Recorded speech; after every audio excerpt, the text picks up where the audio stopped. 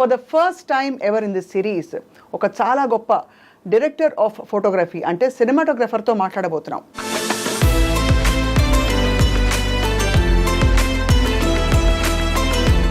స్వాతి ముత్యం,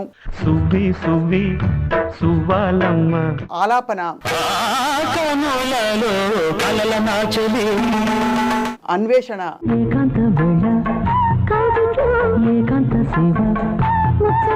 సితారా, జిలిబిలి పలుకుల చిలిపిగ పలికిన సిరివెన్నెల ఇలాంటి సినిమాల పేర్లు చెప్తే చాలు వారేమిటో అర్థమైపోతుంది.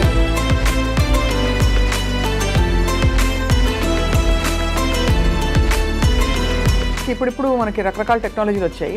మరి మానిటర్స్ అవి ఉండేవా అప్పట్లో మీకు? స్వాతి ముత్యం లాంటి గొప్ప సినిమాకి మానిటర్ లేదు. ఒక మనిషిని మనసుని కదిపి ఏడిపించే విషయంలో ఇండియాలోనే లేరు అలాంటి డైరెక్టర్.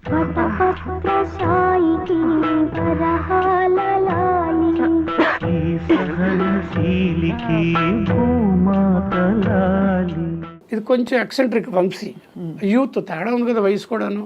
ఇలాగ అందరిలాగా నేను ఎందుకు ఉండాలి అని ఒక స్టైల్ ఇస్తుంది.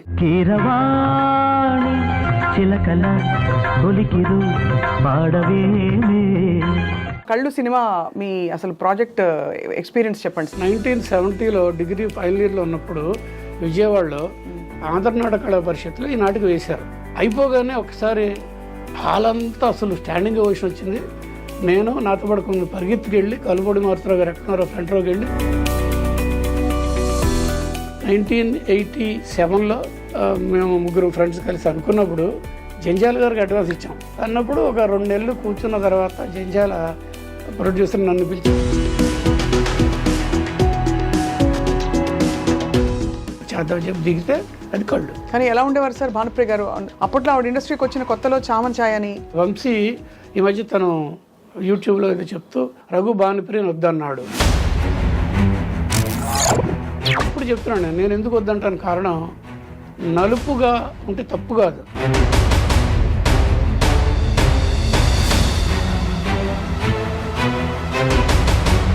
ఒకటి మాత్రం నిజం, నలుపు అంటే వంశీకి ఇష్టం. అవును. జిలిబిలి పలుకుల చిలిపిగ పలికిన కిలకిల నగవుల వల్లపులు చిలికిన అంటే పడలేదంటే ఎందుకు మీరు వెళ్ళలేదు? అదొక డిఫరెంట్ జానర్ కదా. నా ఫస్ట్ పిక్చర్ చిరంజీవిది, మగమహారాజు. మగమహారాజు. ఇంకో పిక్చర్ చేశాను చిరంజీవితో, లేవని కాదు కానీ అందులో కెమెరా వర్క్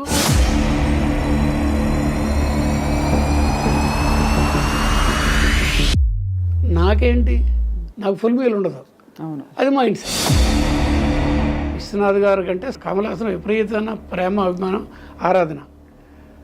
కమల్ హాసన్ అంటే ఎక్కడ లేని ఇష్టం విశ్వనాథ్ గారికి.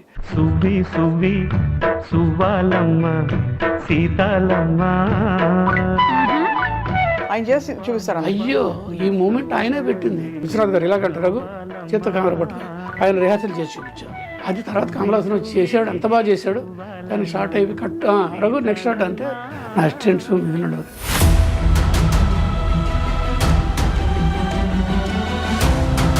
గొప్ప ఆర్టిస్ట్ అండి ఆయన.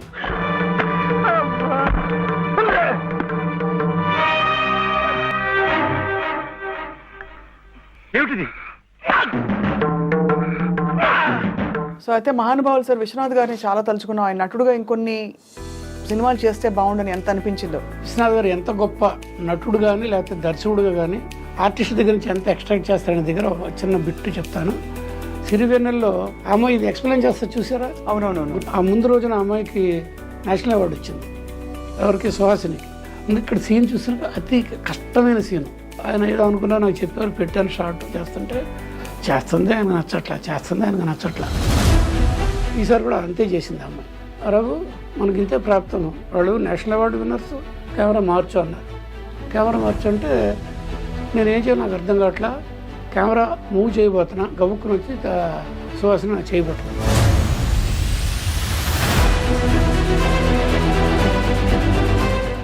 ఈ చివరి కనుకూరు కొల్లోంచి అమ్మ రావడం చూశారు. దగ్గరకు వచ్చిన తర్వాత ఉన్నారు. వెళ్తే ఆయన కొంచెం ఆయన తెలియకుండా సైడ్ చూస్తే ఆయన ఏడుస్తున్నారు. నా కళ్ళ నీళ్ళు వచ్చేసింది. అలాంటి గొప్ప మహానుభావులు సార్. సువ్వి సువ్వి సువ్వాలమ్మ సీతాలమ్మ.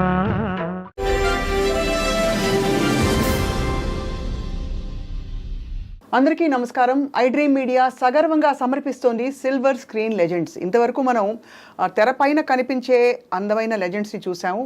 కొంతవరకు కొంతమంది దర్శకులతో కూడా మాట్లాడాం. కానీ for the first time ever in this series ఒక చాలా గొప్ప డైరెక్టర్ ఆఫ్ ఫోటోగ్రఫీ అంటే సినిమాటోగ్రఫర్తో మాట్లాడబోతున్నాం.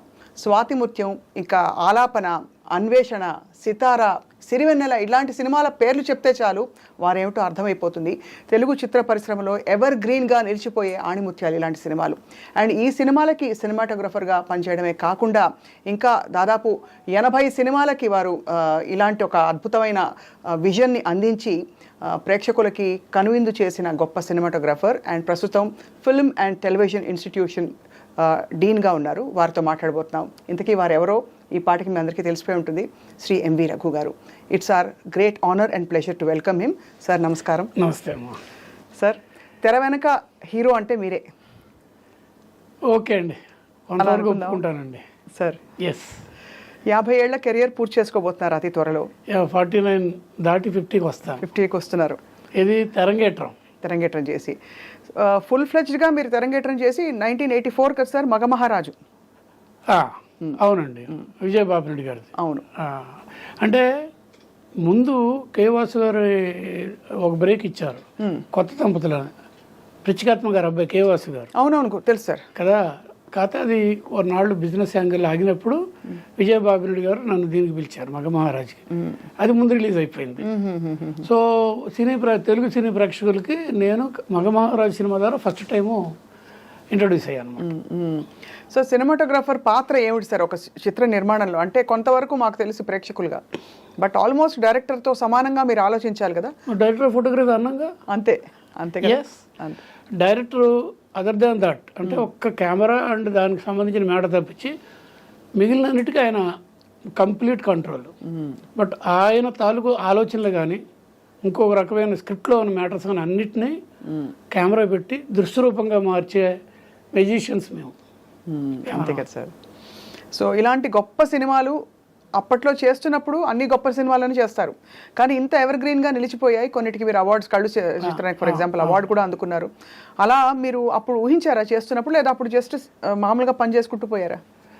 అంటే టార్గెట్ ఉంది మేడం, చిన్నప్పటి నుంచే ఉంది నాకు సార్. నాకు ఎందుకంటే మంచి మంచి సినిమాలు, ఇంటర్నేషనల్ ఫిల్మ్ ఫెస్టివల్స్, పదవంశీ నేను ఇండిపెండెంట్ కాకముందు నుంచి వరల్డ్ సినిమా చూడ్డాలు, అవార్డు గురించి చూడాలో ఒక type of different film making మీద మైండ్ సెట్ ఉంది. ఓకే. అంటే మాస్ మీడియా ఒకటే కాదు, ఓవర్ సినిమాలు కాదు, అండ్ మెయిన్ స్ట్రీమ్ సినిమాల్లో కూడా విశ్వనాథ్ గారి ఏది కాదండి, మెయిన్ స్ట్రీమ్ శంకర్ ఏదైనా తీసుకున్నా బ్లాక్ బస్టర్స్ కదా. సో ఆ మైండ్ సెట్ ఉందండి. అంటే ఏదైనా కూడా కొంచెం స్పెషల్గా ఉండాలి. అది సినిమా స్పెషల్, డైరెక్టర్ స్పెషల్, నేను స్పెషలే. అదే మైండ్ సెట్, అలాంటి మైండ్ సెట్తో పనిచేశాను. సో మరి విశ్వనాథ్ గారితో మీ అనుబంధం ఒక కీలకమైన టర్నింగ్ పాయింట్ అని చెప్పొచ్చు. డెఫినెట్లీ అండి.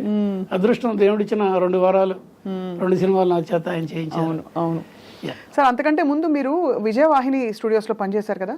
తెరంగేట్రం అక్కడ జరిగిందండి. అదే 1975 జూలై 15న కుడికాయలు పెట్టా వాహిని స్టూడియోలో యాజ్ కెమెరా డిపార్ట్మెంట్ అసిస్టెంట్ గానా, లేకపోతే ఫోకసింగ్ అసిస్టెంట్స్ అంటాం కదా. కెమెరాల్ని 12 ఫ్లోర్లు ఉన్నాయండి. 12 ఫ్లోర్లు 12 రకాల సినిమాలు జరుగుతాయి. అప్పుడు ఏంటంటే చెన్నై కూడా కాదు, నేను వెళ్ళినప్పుడు మద్రాసు ఈ 12 ఫ్లోర్స్ ఉన్న వాహిని స్టూడియో అన్ని రకాల లాంగ్వేజ్లో జరిగేవి. బేసిక్గా తమిళ్, నెక్స్ట్ ఇమ్మీడియట్ తెలుగు, మలయాళం, కన్నడ, హిందీ అన్నీ అక్కడ జరిగేవి. సో ఆ 12 ఫ్లోర్స్లో జరుగుతున్నప్పుడు రకరకాల వాళ్ళతో పనిచేయాల్సిన అదృష్టం జరిగింది నాకు. అసలు సినిమాటోగ్రఫర్ అవ్వడం అనేది అంటే స్వతహాగా ఇంట్రెస్ట్ బాగా ఉంటే తప్ప రాదు. మీరు అందులో మీరు చదివిన సబ్జెక్ట్ కూడా కాదు కదా సార్, టెక్నికల్ ఆర్ట్స్ కొంత చదివారు. చిన్నప్పటి నుంచి ఫోటోగ్రఫీనా ఏంటి, పుట్టిన కాడి నుంచి మైండ్ ఎలా వెళ్ళిందంటే, మా నాన్నగారు రైల్వేస్లో పనిచేస్తారు అనుకోండి, ట్రావెలింగ్ టికెట్ ఇన్స్పెక్టర్ చెన్నై గారు అని చెప్పి.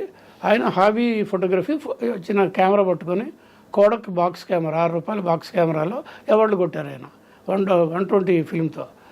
అయితే అప్పటి నుంచే నాకు డెవలపింగ్ ఏంటో తెలుసు, ప్రింటింగ్ ఏంటో తెలుసు, కాంట్రాక్ట్ ప్రింట్ ఏంటో తెలుసు, బ్రొమైడ్ పేపర్స్ అన్నీ తెలుసు. అట్లా డెవలప్ అయిన తర్వాత కొంత ముందుకు వెళ్తే ఇంకా మూవింగ్ ఇమేజెస్ అంటే సినిమా మీదకి నెమ్మదిగా మైండ్ సెట్ వెళ్ళింది. కారణం నేను గుంటూరులో చదివినప్పుడు లీలామాల్ థియేటర్, అందులో ఇంగ్లీష్ సినిమాలు వారానికి 2-1 వెళ్ళేవి. మా నాన్నగారితో బయలుదేరి రిక్షాలో కూర్చొని వెళ్ళిపోవడం చూశాడు. అక్కడ నుంచి quality cinema, world cinema, Hollywood సినిమాలు ఎందుకు అంత గొప్పగా ఉంటాయి, ఆస్కార్ కూడా నాకు అప్పుడే తెలుసు. ఆ డైరెక్టర్ల గురించి నేను చెప్పగలను, కెమెరా గురించి చెప్పగలను, కాస్టింగ్ గురించి చెప్పగలను. ఇప్పుడు కూడా అప్పటికి అలాగా తెలియకుండానే ఒక క్వాలిటీ ఫిల్మ్ మేకింగ్ మీద మంచి టేస్ట్ ఏర్పడిందండి. సో అలా మీకు అభిరుచి ఉండింది. సో అలా మీరు ఇండస్ట్రీలోకి వచ్చారు. ఫస్ట్ నుంచి కెమెరా పట్టుకోవాలని ఒక ఎస్, అవునండి. ఎవరి సినిమా చూసి ప్రభావితం అయ్యారు? ఏ సినిమాటోగ్రాఫర్ మీకు వరల్డ్ వైడ్ ప్రపంచ సినిమాలో అద్భుతం అని అనిపించేది, ఇలా చేయాలని? నాకు అంతకు సినిమాలో సినిమాటోగ్రఫీ దానికంటే ముందు చిన్నప్పటి నుంచి వాల్ట్ డిస్నీ పేరు వినటం ఆయన ఇష్టం నాకు స్వతహాగా. నా ఇంట్లో నా రూమ్లో నా దగ్గర ఐన్స్టీన్ ఫోటోగ్రాఫ్ సగం, ఈ వాల్ట్ డిస్నీ సగం 2 కలిపి నా దగ్గర ఉండేది అనమాట. నాకు పెన్నే ఉండేది. ఎస్ఆర్ఆర్ కాలేజీలో మేము జంజాల మీద నాటకాలు వేసినాడు. ఆ పోస్టర్ లాగా తమాషా పెట్టేసాడు బయట రోడ్డు మీద, మెయిన్ రోడ్డు మీద. రంగాలంకరణ డిస్నీ అని ఉంటుంది నా పేరు, ఎంవీ రఘుపతిలో. అలాగా సార్. అయితే కొంచెం ఎదిగిన తర్వాత, మెచ్యూరిటీ వచ్చిన తర్వాత నాకు ఒక స్ఫూర్తి కలిగించిన మనిషి, డైరెక్టర్ పేరు చెప్తాను నేను, స్టాన్లీ కుబ్రిక్. 2001 ఏ స్పేస్ ఓడిసి నాకు మైండ్కి ఒక కొత్త విండోస్ ఓపెన్ చేసింది స్టాన్లీ కుబ్రిక్. అలాగా గ్రేట్ డైరెక్టర్స్ని, వాళ్ళ తాలూకు కెమెరామెన్ని, టెక్నీషియన్స్ అబ్జర్వ్ చేయడం అనేది అప్పటి నుంచి బాగా గట్టిగా తీసుకున్నాను అనమాట. సార్, ఒక్కొక్క సినిమాగా చూసుకుంటూ పోతే మీరు అన్ని సినిమాలు ఒక ఎత్తు, థ్రిల్లర్ సినిమాలు, హారర్ లాంటివి, అన్వేషణ లాంటి సినిమాలు ఒక ఎత్తు. అన్వేషణలో మీరు కెమెరా తిప్పేసి అసలు అడవులు చూపిస్తేనే ఆ తిప్పేయడంలోనే ఎక్కడో ఒక భయం కలుగుతుంది. అవును, ఒక సంథింగ్ ఈజ్ హ్యాపెనింగ్ అని చెప్పి ఇలా ఫాస్ట్గా వెళ్ళిపోవడం, అవన్నీ డైరెక్టర్ విజనా సార్, లేకపోతే మీరు సజెస్ట్ చేస్తారా? How does it actually work? ఎలా? వంశీకి ఈజ్ ఎ స్పెషల్ బ్రీడ్ అండి. అంగార గ్రహాన్ని నుంచి దిగిన కొంతమంది స్పెషల్ క్యారెక్టర్స్ అనుకుంటే మనుషుల్లో అలాంటి ఒక వ్యక్తి వంశీ. Pure creator. చాలామంది క్రియేటర్స్ కాదు, కాపీ కొట్టి దాన్ని మెరుగులు దిస్తారు. ఇది ఈజ్ వండర్ఫుల్ ప్యూర్ క్రియేటర్.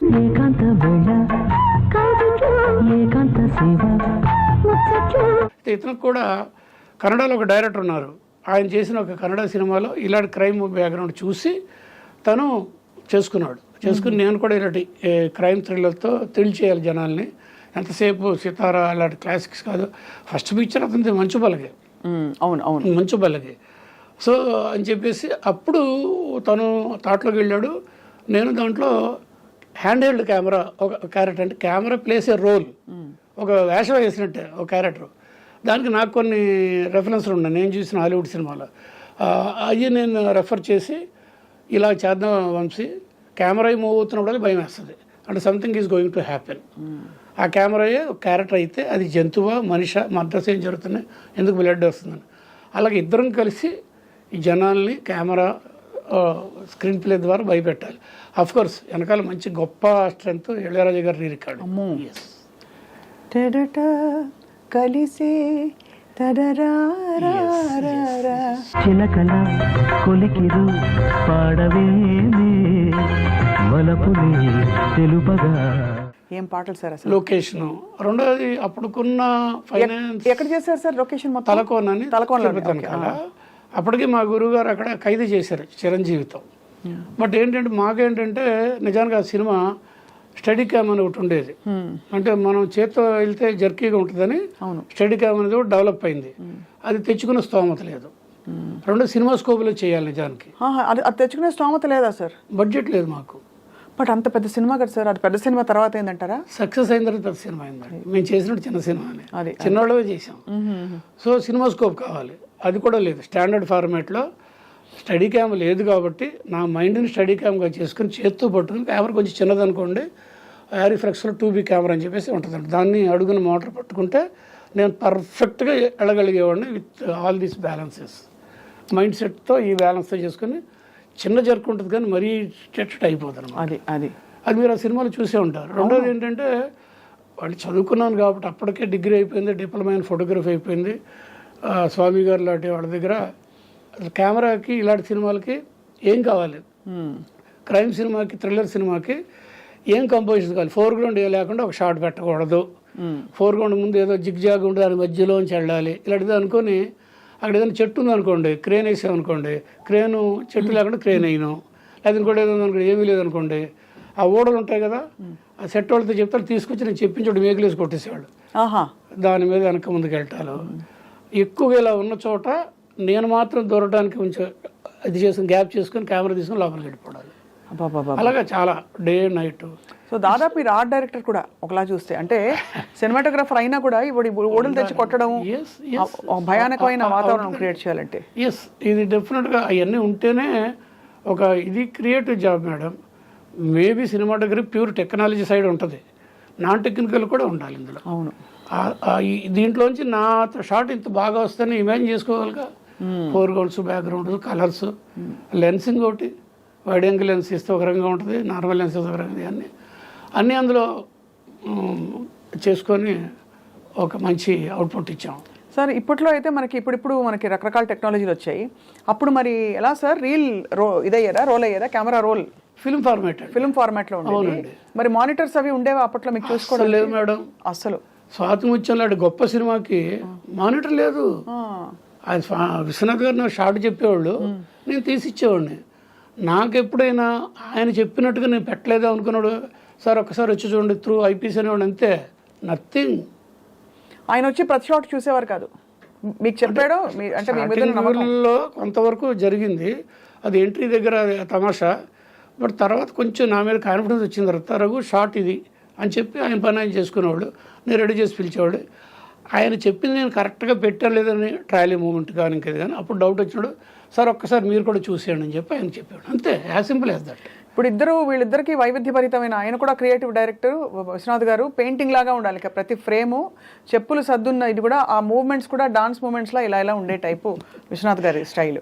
వీరిద్దరితో పనిచేయడం ఇంత వైవిధ్యం సార్, మధ్యలో మీకు ఏది బాగా తృప్తినిచ్చి అరే ఈ సినిమా చేయబోతున్నాను కిక్ వచ్చేది?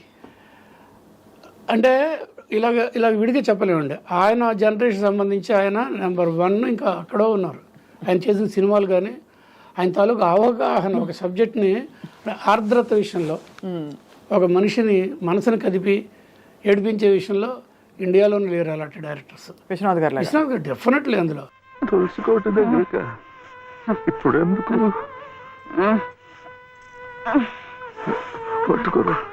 వెళ్ళే ముందు ఆ తులసి సమక్షంలో నీ ఊళ్ళో కళ్ళు మూస్తే జన్మ జన్మలకి మీరు నా పసుపు కుంకుమలు నాతోనే ఉంటాయట.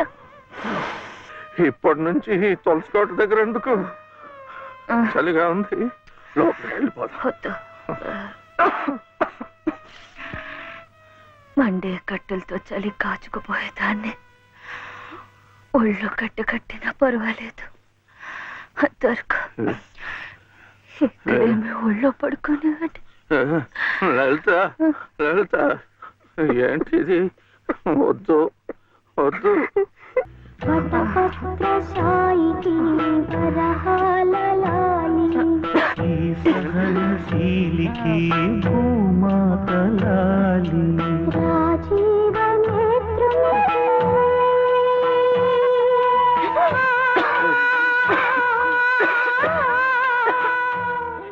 సో ఇతను అలా కాదు, ఇది కొంచెం ఎక్సెంట్రిక్ వంశీ, యూత్ తేడా ఉంది కదా, వయసు కూడాను, ఎక్సెంట్రిక్. ఇలాగ అందరిలాగా నేను ఎందుకు ఉండాలి అని ఒక స్టైల్ ఇస్తుంది. మన లెటర్స్ బి డిఫరెంట్, కొత్తదనం. కీరవాణి చిలకల బొలికిరు పాడవేమే. There are rules, but letters break rules అని ఇద్దరం కలిసి చేసేవాళ్ళం. అది ఇది ఒకటే. అయితే నేనే నమ్ముతానంటే when you're Rome in Rome be a Roman. ఇంకొకటి చీప్ ఎగ్జాంపుల్ ఏంటి, ఏ ఎండగా గొడుగు పట్టు. అలాగా ఆయన దగ్గర ఆయన మనసును అర్థం చేసుకుని విశ్వనాథ్ గారి దగ్గర కొన్ని చోట్ల పెద్ద మాటలు మాట్లాడుతున్నాను, పరకాయ ప్రవేశం చేసి ఈయన ఇలాగ ఎక్స్పెక్ట్ చేస్తున్నారు నా సైడ్ నుంచి, కెమెరా సైడ్ నుంచి, కెమెరా మోడ్ నుంచి, జూమ్ టైమింగ్ నుంచి, మ్యూజిక్ అని అనుకొని తమకంతో చేసేవాడిని. వంశీ దగ్గర ఏంటంటే ఎక్సెంట్రిక్ నాకు తెలుసు, ఆ కంపోజిషన్స్ కానీ అవి కానీ ఇవి కానీ ఎడిటింగ్ కటింగ్ కానీ దాని తగ్గట్టుగా లెన్సింగ్ దాని తగ్గట్టు కెమెరామెన్ చేసి ఇచ్చాడు. అంటే అక్కడ అలాగే ఉండాలి, ఇక్కడ ఇలా ఉండాలి. అయితే ఇలాగే ఉంటే విశ్వనాథ్ గారి సినిమాలో ఒక 4-5 చేస్తాను, అలా ఉంటే అతని సినిమాలో ఒక 6 చేస్తాను. ఈ చేస్తే ఏ సినిమాలన్నీ చేసేయచ్చు. గొప్ప ఎక్స్పీరియన్సెస్ సార్ ఇవన్నీ. మీరు మధ్యలో అంటే స్వతహాగా మీరు ఇంత విజన్ ఉంది కాబట్టి మీరు డైరెక్షన్ చేయాలి అని యాక్టివ్గా డైరెక్షన్లోకి ఎందుకు రాలేదు మీరు? ఎందుకు వచ్చానుగా, కళ్ళు చేశాను కదా. కళ్ళు కాకుండా అంటే నేను అనేది ఫుల్ ఫ్లెడ్జ్డ్గా. దానికి డైరెక్టర్ అనేవాడు క్యాప్టెన్ ఆఫ్ ది షిప్, తర్వాత film is the directors media. ఆ సూత్రాలు నేను నమ్ముతాను, వాళ్ళ బుక్స్లో ఉంటే విడిగా. సో అంత రేంజ్ నేను ఉన్నానా అని నేను చెక్ చేసుకుంటే నాట్ ఎట్, నో అని నేను అన్నాను. నాట్ ఎట్, హాఫ్వేలో ఉన్నాను, జరుగుతుంది ప్రయత్నాలు. విశ్వనాథ్ గారితో పర్టికులర్గా వంశీతో చనువు ఎక్కువ కదా మీ ఇద్దరం. ఆ సీన్ తీసుకొని తను ఏం చేస్తాడో నాకు తెలియదు, నేను అనుకోవడాలు, షార్ట్ కట్టింగ్లు ఇమాజిన్ చేసుకుంటే అతను చేసింది నేను చేసింది చాలా చోట్ల ఇలాగే ఉండేవి. అంటే నేను కూడా కరెక్ట్గానే ఆ యాంగిల్ ఆలోచిస్తున్నాను. ఇది విశ్వనాథ్ గారి విషయంలో కూడా కోడైరెక్టర్ని రిక్వెస్ట్ చేసి ఆయనకు మళ్ళీ పెద్ద ఆయనకు తెలియకుండా ఆ సీన్ చూసుకుని సైలెంట్గా ఉండిపోయి నేను ఆ ఆలోచనలో ఉండేవాడిని. తర్వాత ఆయన వచ్చి కొన్ని షార్ట్లు చెప్పేవాడు, నేను అనుకున్న దానికి ఆయన మళ్ళీ కొంచెం టాలీ అవుతూ వచ్చాయి. దాంతో నేను కూడా డైరెక్షన్ చేయొచ్చు అని ఒక పురుగు లోపల ఎంటర్ అయిపోయింది. అలా కొంచెం ట్రావెల్ చేసిన తర్వాత 86 ప్రాంతంలో విశ్వనాథ్ గారు స్వాతి ముత్యాన్ని చేశాను. 87 ఎండింగ్లో ఒక కళ్ళు సినిమా చేయడం జరిగింది. అవార్డ్ విన్నింగ్ ఫిల్మ్గా ఇందాక చిట్టిబాబు గారు అన్నట్టు ఇండస్ట్రీ కళ్ళు తెరిపించిన సినిమా కళ్ళు. సో కళ్ళు సినిమా మీ అసలు ప్రాజెక్ట్ ఎక్స్పీరియన్స్ చెప్పండి సార్, ఎలా జరిగింది? ఇది దీనికి ఎక్కడో ప్రస్తావనండి. 1970లో డిగ్రీ ఫైనల్ ఇయర్లో ఉన్నప్పుడు విజయవాడలో ఆంధ్రనాట కళా పరిషత్లో ఈ నాటికి వేశారు రైల్వే ఇన్స్టిట్యూట్లో. అప్పుడు జంజాల, సుత్తివీరభద్రం, మేమందరం ఒక బ్యాచ్ మేట్స్, అంటే కాలేజీలో ఒక బ్యాచెస్ అనమాట. అప్పటికి ఈయన తనిఖీల బారని మాకు ఇంకా తెలీదు, ఆయన వచ్చాడంట. అక్కడ కలుపుడి మారుతిరావు గారు రాసిన స్క్రిప్ట్, మ్యానుస్క్రిప్ట్ అంటారు, ప్రింట్ కూడా కాల. ఆయనకు బెస్ట్ ఫ్రెండ్ ఆయన బివి రామారావు గారని, అప్పుడు chief secretary of Andhra government. ఆయనకి చేరాను వేసుకోరా డ్రామా చేయరు అంటే ఆయన చేసిన పెర్ఫార్మెన్స్. నాటకాలు అప్పుడు ఒక రకంగా ఉండేవి, అంటే ఇంట్రెస్ట్గా ఉండేవి కాదు, ఏదో ఉండేది. అందుకనే నాటకాలంటే కొంతమంది సినిమాల మీద మోజు, నాటకాల మీద లేదు. ఆ టైంలో ఈ నాటక వేశారు. First performance I was there. అయిపోగానే ఒకసారి హాల్ అంతా అసలు స్టాండింగ్ ఓషన్ వచ్చింది. నేను నాతో పాటు కొంత పరిగెత్తుకు వెళ్ళి కలుపొడి మారుతిరావు గారు ఎక్కడున్నారో ఫ్రంట్ రోకి వెళ్ళి ఎక్కించుకొని భుజాల మీద ఎక్కించుకొని, మన క్రికెట్లో వాళ్ళు ఎక్కించుకొని తిప్పుతారు అలాగే నేను ఆయన మోసాను దీంట్లో. అంత ఇన్స్పైర్ అయిపోయాను అనమాట నేను. అంటే సంథింగ్ ఎక్కడో కొట్టింది నాకు. అది ఇమీడియట్గా ఆ రోజున నెక్స్ట్ డేనో ఇద్దరు ప్రొడ్యూసర్లు అనౌన్స్ చేశారు. రామానాయుడు గారు తెలుగుకు తీసుకున్నారు, కే బాలచంద్ర గారు తమిళకి తీసుకున్నారు. ఇద్దరు చేయలేదు. బాలచంద్ర గారు చేశారు, మధ్యలో ఆపేశారు. నెక్స్ట్ నెమ్మదిగా వద్దాం, ఎందుకు ఆపేశారు, ఆయన నాకు అది కృష్ణ భగవానుడు అర్జునుడు చెప్తారు కదా, నాకు ఏం చెప్పారు చెప్తాను నేను. అలా కమల్ హాసన్ కూడా చెప్పాడు, రఘు నేను చేసిన తప్పిది, అమావాస్య చంద్రుడు చేశాడు కదా బ్లైండ్ క్యారెక్టర్ అని చెప్పారు. అలాగే ఇలాగా మొత్తం మీద అది ఆ హ్యాంగ్ ఓవర్ 18 సంవత్సరాలు వచ్చింది. అది 1987లో నేను ఈ సినిమా చేద్దామని ప్రిపేర్ అయినప్పుడు రామానాయుడు గారి దగ్గరికి వెళ్ళి రైట్లు కొనుక్కొని మొదలుపెట్టాను. అంత నచ్చేసింది మీకు ఆ కథ? అంటే అలాంటి అందరూ చేయలేరండి. అందులో ఒక స్వార్థం ఏంటంటే ఒక స్పెషల్గా ఒక గుర్తింపు తెచ్చుకుందామని, అంటే కీర్తికాంక్ష అనొచ్చు, మీరు ఏమైనా అనండి నాకు తెలియదు. ఎందుకుంటే కూడా సార్, అంటే మీకు వెల్ డిజర్వ్డ్, మీరు మీలాంటి విద్వత్తున్న వ్యక్తికి. ఆ రోజున యాక్చువల్గా ముందైతే మా బ్యానర్ మీద మహాలక్ష్మి ప్రొడక్షన్ అని చెప్పేసి మహాశక్తి ఫిలిమ్స్ అని మేము ముగ్గురు ఫ్రెండ్స్ కలిసి అనుకున్నప్పుడు జంజాల గారికి అడ్వాన్స్ ఇచ్చాం. గారు అన్న నేను, ఎందుకంటే జంజాల మేత కలిసే తిరిగాం. మేము జేవిడిఎస్ శాస్త్రి అంటాం, మీకు కొంత తెలిసే ఉంటుంది. అవును, జంజాల జేవిడిఎస్ శాస్త్రి, నేనైతే శాస్త్రి అనేవాడు అనుకోండి. అతనికి ఇచ్చాము అడ్వాన్స్. శాస్త్రి నువ్వు మా సినిమాకి నువ్వే డైరెక్టర్ అని. అది ఏ సబ్జెక్ట్ అంటే బ్యాక్ టు ఫ్యూచర్. అవును, స్పీల్బర్గ్ది. ఆదిత్య 369 తర్వాత వచ్చింది అన్నప్పుడు ఒక 2 నెలలు కూర్చున్న తర్వాత జంజాల ప్రొడ్యూసర్ నన్ను పిలిచి, రఘు మనం మొయ్యలేమేమో, ముందుకెళ్ళాలి వెనక్కి వెళ్ళాలి, ప్రాపర్టీస్ కాస్ట్యూమ్స్ ఇవన్నీ, ముందు ఏదైనా ఒక సినిమా చేసి బ్యానర్ సెటిల్ చేసి కొంచెం పర్వాలేదు అనుకున్నట్టు చేద్దామంటే అది డ్రాప్ అయినప్పుడు మా ప్రొడ్యూసర్ డిసప్పాయింట్ అయిన నా కొలీగ్స్ అనమాట. డిసప్పాయి, రఘు నీకేది ఇష్టమైన సబ్జెక్ట్ అన్నావు కదా, అది చేద్దాం, ఎంతలో చేయగలవు, 6.5-7 lakhsలో చేయగలరు, చేద్దామని చెప్పి దిగితే అది కళ్ళు అలా దిగా అనమాట. సార్ మీరు సినిమాటోగ్రఫర్గా ఉన్నారు, బహుశా మీరు మనుషుల్ని ఇంకా బాగా చూపించగలగడం ఆ శక్తి మీకు తప్ప ఎవరికి ఉండదు. దర్శకుడు ఊహించుకోవచ్చు కానీ చూపించేది మీరే, మీ లైటింగ్తో, యాంగిల్స్ తోటి. సో ఒక్కొక్కళ్ళ అంటే పెద్ద పెద్ద యాక్టర్ల ముఖ కవళికలు ఇంకా మరింత ఎన్హాన్స్ చేయడానికి, ఉదాహరణకి భానుప్రియ గారి కళ్ళ గురించి చెప్తారు, అండ్ ఆవిడ సినిమా స్క్రీన్ అంతా కళ్ళని చెప్తారు. సో ఎలా ఉండేది సార్ వాళ్ళతో వర్క్ చేయడం? మీకు యాజ్ అ క్రియేటివ్ ఇన్స్పిరేషన్ మీకు ఏమనిపించేది అప్పుడు చూసినప్పుడు? అంటే వంశీది నాదేనండి సైకాలజీస్ వేరండి. ఆయన సౌత్ పోల్, నేను నార్త్ పోల్. ఓహో, సైకాలజీస్. బట్ సినిమాకి వస్తే ఆత్మ పరమాత్మ, అంత చక్కటి ఇదనమాట.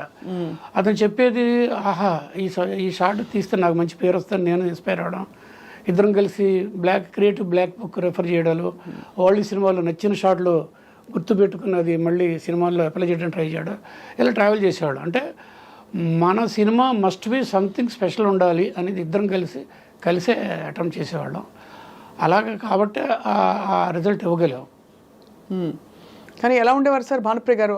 అంటే ఎందుకంటే అప్పట్లో ఆవిడ ఇండస్ట్రీకి వచ్చిన కొత్తలో చామన్ ఛాయ్ అని అంటే మన ఈ దీంట్లో ఫస్ట్ టైం నేను విశ్లేషణ ఇస్తాను. వంశీ ఈ మధ్య తను యూట్యూబ్లో ఏదో చెప్తూ, ప్రతి సినిమా ట్రావెల్ అంతా చెప్తూ రఘు భానుప్రియని వద్దన్నాడు అని అందరూ ఏంటి మిమ్మల్ని చాలా నెగిటివ్గా చెప్పారు వంశీ అని. అంటే అతని వెర్షన్ అవుతుంది. భానుప్రియని నా సితార సినిమా తను రాసిన మహల్లో కోకిల సబ్జెక్ట్ని 7 నాగేశ్వర గారు చేరినారు. దిగినప్పుడు హీరోయిన్స్ ఎత్తుకుతున్నప్పుడు అమ్మాయి ఫిల్మ్ ఒకటి రిలీజ్ అయింది, తమిళ సినిమా, సఫర్ థియేటర్లో తీసుకెళ్ళి చూపించాడు.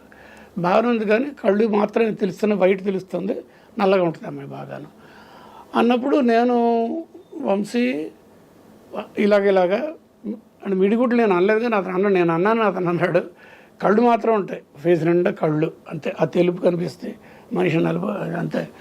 అంటే అది వద్దనేసాడు ముందు ఒక దగ్గర. నేను అన్నాను లేదు, నాకు ఒక ఇది ఉంది, చేద్దామని అన్నాను.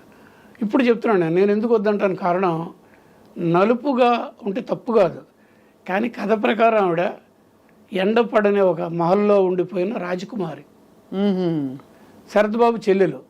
శరత్బాబు ఎంత అందగాడండి, శరత్బాబు చెల్లెలు రాజకుమారి, ఆవిడ నల్లగా ఉంటుందంటే వేరే రకాల అర్థాలు వచ్చేస్తాయి, కన్విన్స్ అవ్వరు, వేరే రకాల అర్థాలు వస్తాయి. అందుకని ఆవిడ అంటే ఒక జయప్రదలాగా ఉండాలి, ఎలా ఉండాలి, ఇంత అందంగా ఒక మైన ముద్దలా ఉండాలి, అప్సరసలా ఉండాలని నా కాన్సెప్ట్ యాజ్ ఎ కెమెరామెన్. ఆ సబ్జెక్ట్ వర్క్ చేసినాడు.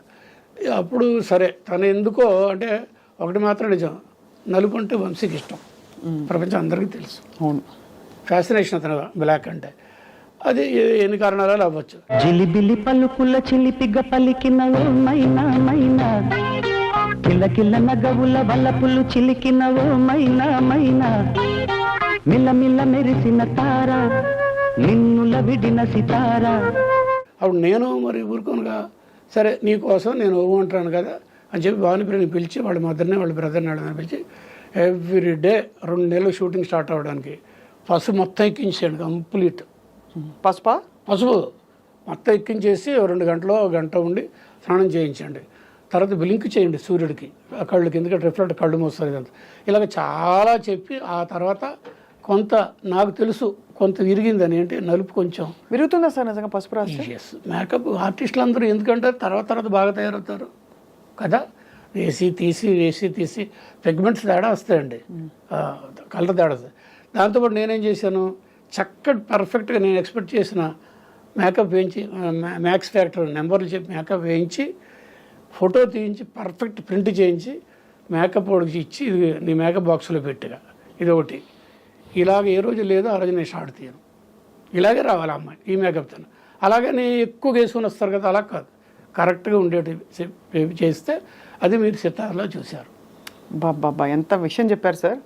అంటే యాక్చువల్లీ కాస్టింగ్ విషయంలో ఆ మాటకు వస్తే సార్, పెద్ద డైరెక్టర్లు కావచ్చు, ఎవరైనా కావచ్చు, మిమ్మల్ని సంప్రదించే వాళ్ళ పూర్తిగా, లేదా వాళ్ళు డిసైడ్ చేసుకుని మీకు చెప్పి మీరు ఫాలో అవడమే తప్ప? అంటే ఇప్పుడు విశ్వనాథ్ గారి దగ్గర ఎవరు మాట్లాడడానికి ఉండదు.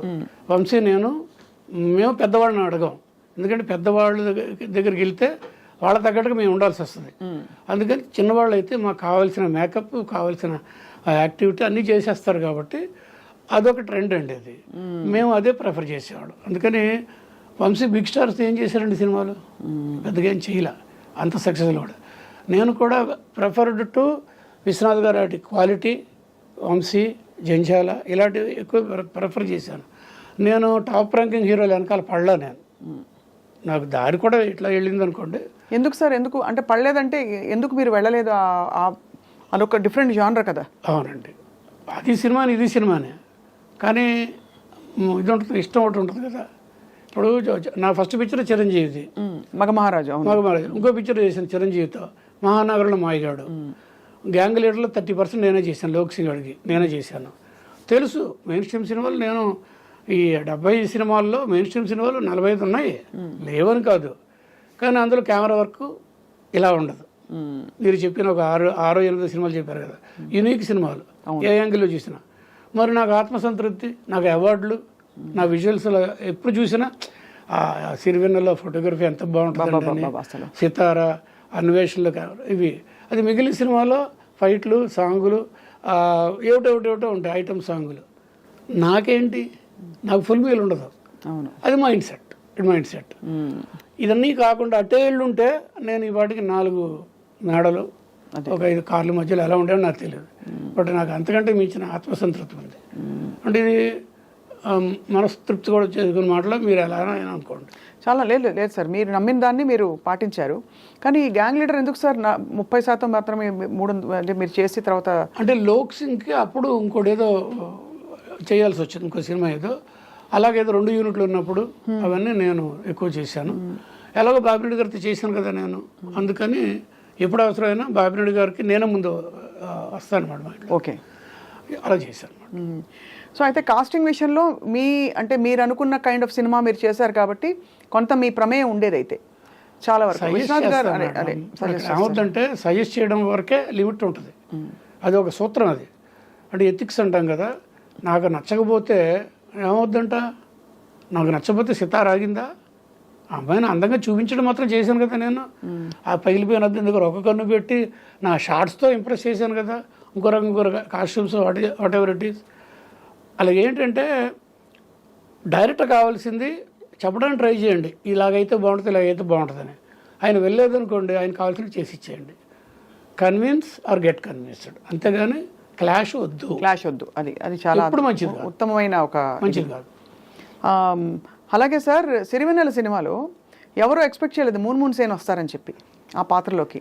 ఆ కాస్టింగ్ విషయంలో మీకు అరే అనిపించిందా, లేక మిమ్మల్ని ముందే మాట్లాడుకున్నారా, ఎలాగా? ఈ విషయంలో మాత్రం 1% కూడా నా ప్రేమ లేదు. అంత విశ్వనాథ్ గారు కెమెరా పెట్టి విజువల్స్ దాని తగ్గట్టుగా లైటింగ్ మాత్రమే నేను ఫుల్గా 100% కమిటెడ్గా చేశాను. మిగిలిన ఆయనే చేసుకుంటారండి, అన్నీ ఆయనే, సర్వస్వం ఆయనే, యాక్షన్ ఆయనే, డీటెయిల్స్, ప్రొడక్షన్ డీటెయిల్స్ చెప్పడం ఆయనే, అన్నీ కంప్లీట్.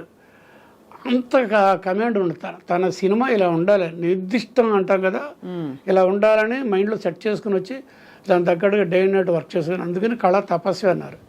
ఊరికి డబ్బులతో కన్నా టైటిల్ కాదు, డెఫినెట్లీ అంత కమాండ్ ఉన్న మనిషి. అక్కడ మేము ఊరికి ఆన్లోకర్స్ ఎప్పుడైనా ఏదైనా సార్ ఈ కలర్ కొంచెం మారుద్దామండి అంటే ఎందుకు అనేవాళ్ళు అనుకోండి. నేను ప్రాపర్ ఎక్స్ప్లెనేషన్ ఇవ్వగలిగితే ఒప్పుకునేవాళ్ళు, అంతే కదా. సరే, ఇప్పుడు సిరివెన్నెలలోనే షార్ట్ పెట్టి రఘు ఇదిగో ఇది అమ్మాయి అంటే వెళ్ళిపోయి ఆయన వెళ్ళిపోయారు నా జీవన్.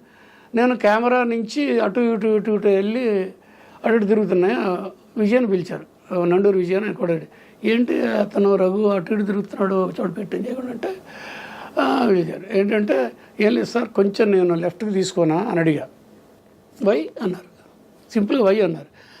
నేను టెక్నికల్గా చెప్పాలా చెప్పకూడదా? సార్ మీరు పెట్టిన చోట వెనకాల స్కై ఓపెన్ అయి ఉందండి, దాంట్లో వచ్చే ఫ్లేర్ ఎంఐ ఫేస్ మీద వస్తే స్కిన్ టోన్స్ రావండి.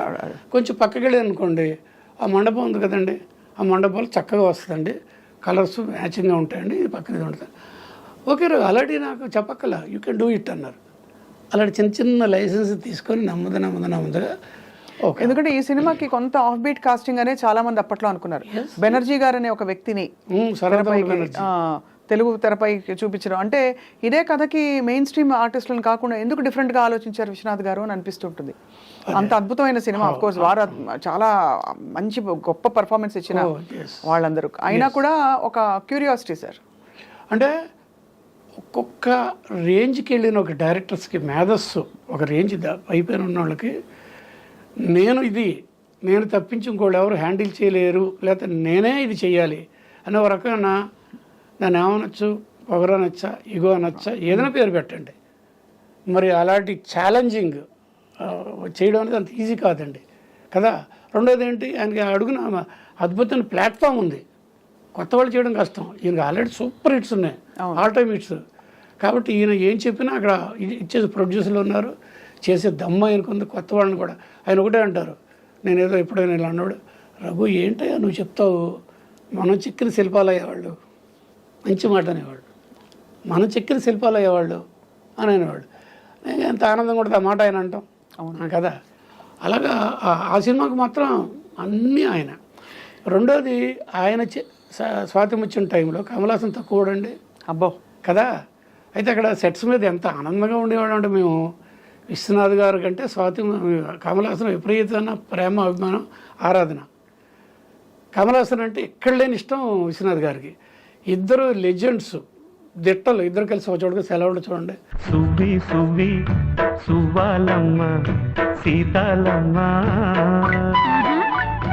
గువ్వ మువ్వ సవ్వాడల్లి నవ్వాలమ్మ. అప్పుడు కూడా కొన్ని సీన్స్లో మేము ఉంటాగా కెమెరా అసిస్టెంట్స్, మేమంతా అప్పుడు మానిటర్ కూడా లేదు కెమెరా.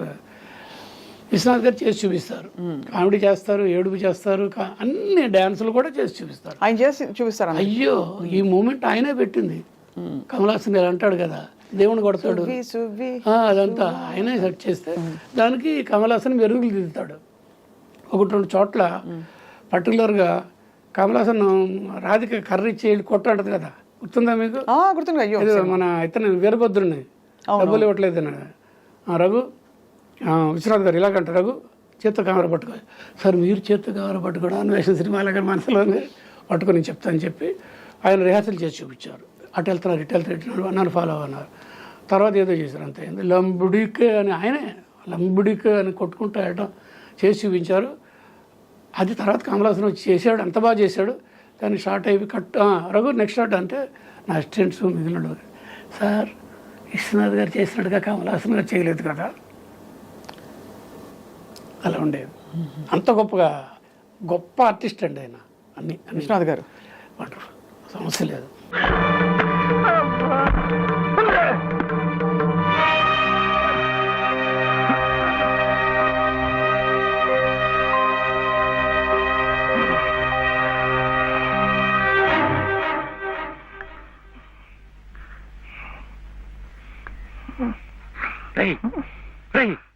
ఏమిటిది?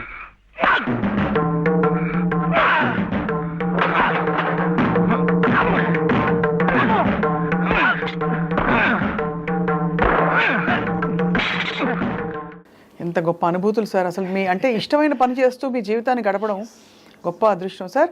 సినిమా మీ దృష్టిలో కెమెరా కళ్ళకి ఇంపుగా ఉండే నటి కానీ నటుడు కానీ ఎవరు సార్? అలా ఏమైనా చెప్పొచ్చా అసలు? ఫస్ట్ ఆఫ్ ఆల్ చాలా అంటే నేను కొంచెం చాదస్త మనిషిని. ఆడ్రీ హెప్బర్న్ అని నా ఫేవరెట్ హాలీవుడ్. ఎందుకంటే అది చాలా మై ఫెయిర్ లేడీ చాలా సినిమాలు కదా. ఆవిడ సినిమానే 8 Until Dark అనే సినిమా పేరు వినే ఉంటారు. అందులో బ్లైండ్ క్యారెక్టర్ అమ్మాయి. అది బాలచంద్ర గారు కళ్ళు సినిమాలో లింక్ చేసి ఒక 6 రీల్ సినిమా తీసిన తర్వాత పక్కన పడేశారు. జయసుద్ అప్పుడు ఆ క్యారెక్టర్. ఆడ్రీ హెప్బర్న్ ఇండియాకి వచ్చే టైంకి వైజయంతిమాల ఆ రోజుల్లో ఏది మన ఆ సినిమా ఏంటంటే మధుమతి ఆ రోజుల్లో వైజయంతిమాల. తెలుగుకి వచ్చే టైంకి ఆల్మోస్ట్ ఫస్ట్ పిక్చర్ని 2-3 పిక్చర్లు నేను ఉన్నాను కాబట్టి జయప్రద అంటే విపరీతం ఇష్టం నాకు. బికాస్ దాన్ని ఏమంటారంటే ఫోటోజెనిక్ ప్రిపరేషన్స్ ఆ అమ్మాయి అద్భుతం. అవునా సార్? శ్రీదేవి గారి కంటే కూడా. ఎస్, శ్రీదేవి గారి కంటే కూడా. అంటే జయప్రద గారు అద్భుతమైన అందగత్తే అందరికీ తెలుసు సార్. కానీ అతిలోక సుందరి అంటే శ్రీదేవి గారిని అనేవారా ఆ రోజుల్లో? సినిమాకి సార్ సినిమా టైటిల్ పెట్టారు మీరు, అంతేనా? ఫోటోజెనిక్ ప్రపోర్షన్స్ అనేవి అందరికి అర్థం కాదండి, తెలియదండి. ఇప్పుడు మీరు మొనాలిసా మామూలుగానే ఉంటుంది మామూలుడికి కదా, ఆ పెయింటింగ్ లెనార్డో డావిన్సీ పెయింటింగ్, కానీ మాలాంటి వాళ్ళకి తెలుస్తుంది ఎందుకు ఆ అమ్మాయికి ఆ పోర్ట్రేట్కి అంత ఇంటర్నేషనల్ పేరు వచ్చింది అని చెప్పేసి. ఫోటోజెనిక్ క్వాలిటీస్ కొన్ని ఉంటాయి, అవి ఉంటాయి రకరకాలుగా, గోల్డెన్ రేషియో అని అదని ఇదని ఎక్కడే ఉండాలో, ఇదెంత ఉండాలి, ఇదెంత ఉండాలి, ఇదెంత ఉండాలి, ఇక్కడ ఎంత ఉండాలి, ఇక్కడ విధాలు ఎంతవరకు ఉండాలి, ఎలా ఉండాలి విధాలు, ఇవి అన్ని ప్రపోర్షన్స్ లేమన్కి ఇస్తే, చిన్నపిల్లడికి ఇచ్చి జయప్రద షూట్ చేయరంటే అతను కూడా అందంగా వచ్చేస్తాయి ఫోటోలు. కారణం దేవుడు అలా అమ్మాయిని సృష్టించాడు, అంత అందం జయప్రద గారు. అసలు ఆడ్రీ హెబ్బర్న్ గారు, వైజయంతి మాల గారు ఓవైపు, జయప్రద గారు మీకు మీ కళ్ళకి అంటే చాలా కెమెరాకి చాలా ఫోటోజెనిక్ అనిపించిన వ్యక్తులు. మీరు వర్క్ చేసిన స్టార్స్లో సార్ ఆఫ్ కోర్స్ నేనేది జయప్రద అసిస్టెంట్ గారు స్వామి గారు అసిస్టెంట్ గానే చేశాను. సిరిశ్రమ ఫస్ట్ అమ్మాయిని చూసింది నేను, విశ్వనాథ్ గారిది. తర్వాత కొన్ని సినిమాలు నా దగ్గరకు వచ్చేయడానికి మళ్ళీ అగైన్ భానుప్రియని అందంగా చూపించడంలోనే నా టెక్నిక్స్ అన్నీ ఉపయోగించాను. అన్ని సినిమాలు ఆవిడే కదా, అవునవును, సితారా, తర్వాత అన్వేషణ, అక్కడ అరకు వెళ్ళి చేసిన ఆలాపన, అక్కడ ఇలాగ చాలా చేసేవాడిని. ఏం పాటలు సార్ అసలు, సినిమా పాటలు ఒక్కొక్క పాట. బాలసుబ్రహ్మణ్యం గారు పాడిన ఆ కన్నుల్లో పాట, ఇళయరాజా గారి మ్యూజిక్ అనే పాట కానీ, ఎత్తుగడ కానీ. ఈ సాంగ్ సీక్వెన్సెస్ షూటింగ్లో ఏమైనా ప్రత్యేక ఇది ఉండేదా సార్ మీకు? అంటే సాంగ్ మనల్ని ఇన్స్పైర్ చేయాలండి. అదే ఇళయరాజా గారులో గొప్పతనం ఏంటంటే ఆయన సాంగ్ ఎంత బాగా చేస్తారంటే ఆ సాంగ్ డైరెక్టర్ ఇన్స్పైర్ చేస్తుంది, కెమెరాని ఇన్స్పైర్ చేస్తుంది, ఆర్టిస్ట్ ఇన్స్పైర్ చేస్తుంది. మన మీద ఛాలెంజ్ విసురుతారు ఆయన. అవును, నేను ఇంత గొప్పగా చేశానయ్యా మ్యూజిక్, ట్యూన్ కానీ రీ రికార్డింగ్ కానీ, మీరేంటో చూపించుకోండి అంటాడు. అప్పుడు మాలాంటి ఏం చేస్తారు, ఆయన అంత గొప్పగా చేసినాడు, అంత గొప్పగా మేము చేయాలిగా అని షార్ట్లు కానీ కన్సీవ్ చేయడం కానీ, లైటింగ్ కానీ, కెమెరా మూమెంట్ కానీ ఇవన్నీ వస్తాయి ఆటోమేటిక్గా. అలా పోటాపోటీ అలా ఉంటేనే అలాంటి సినిమాలు వస్తాయి బయటికి.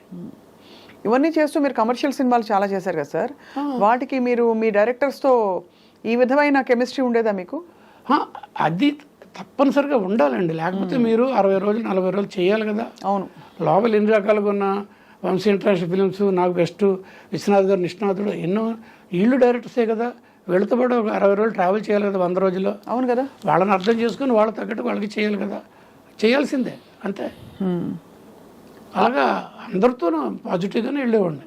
ఎక్కడ అది ఒకటే సూత్రం, నాకు తెలుసు ఇక్కడ ఏదో రాంగ్ ఉందని.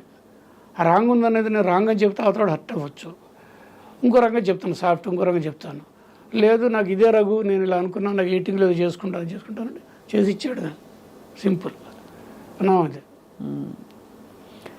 అయితే కొంత కాంట్రవర్సీ వచ్చింది నా మీద, నేను డామినేట్ చేస్తానని ఉంది నా మీద. అప్పుడులో బ్యాటాకు అప్పుడు ఒకసారి ఇప్పుడు నారాయణమూర్తి ఉన్నాడు కదా మిత్రుడు, అదే మన ఎర్రజెండా అతను అన్నాడు, గురుగారు రఘు గారు మీరు కళ్ళులాడు సినిమా అది ఇది చేశారు, కానీ ఏంటంటే మీరు డైరెక్టర్ని డామినేట్ చేసి మీరేదో చెప్పేస్తుంటారంట, మీరు యాక్ట్ చేసి చూపిస్తారంట అంటే అదేం కాదయ్యా అంటే, నేను ఒకటే అన్నా, నారాయణమూర్తి ఒక మాట అయ్యా, నీకు అర్థమైతే నేను హ్యాపీ.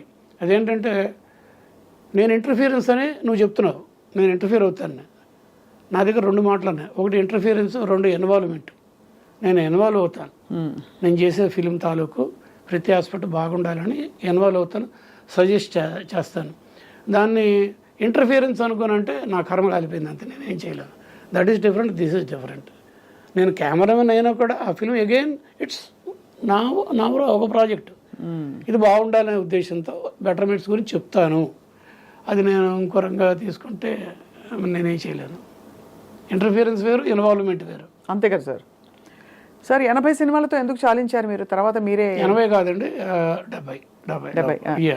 బట్ 70 అంటే మీ వంటి ఒక దిగ్గజానికి ఇంత పెద్ద పెద్ద సినిమాల్లో ప్లస్ కళ్ళు లాంటి సినిమా డైరెక్ట్ కూడా చేసిన ఒక ఘనత ఉన్నప్పుడు ఎందువల్ల మీరు ఇంకా తర్వాత కంటిన్యూ చేయలేదు? ఇప్పుడు అందులో లేటెస్ట్ టెక్నాలజీస్ వచ్చేసాయి. లేటెస్ట్ టెక్నాలజీ నా కళ్ళు రోజుల్లోకి పెద్ద ఏం లేదండి. నేను డైరెక్టర్ అవడం ఒకటి పెద్ద దెబ్బ కొట్టింది నాకు. మంచి పీక్ పీరియడ్లో ఉన్నప్పుడు రామానాయుడు గారి దగ్గరికి వెళ్ళి, సార్ కళ్ళు స్క్రిప్ట్ నాకు ఇవ్వండి అని అంటే, ఆయన కొన్నారని చెప్పాను కదా, ఆంధ్ర అదే కళ్ళు నాటికని 3 వెర్షన్స్ రెడీ చేసి పెట్టారు.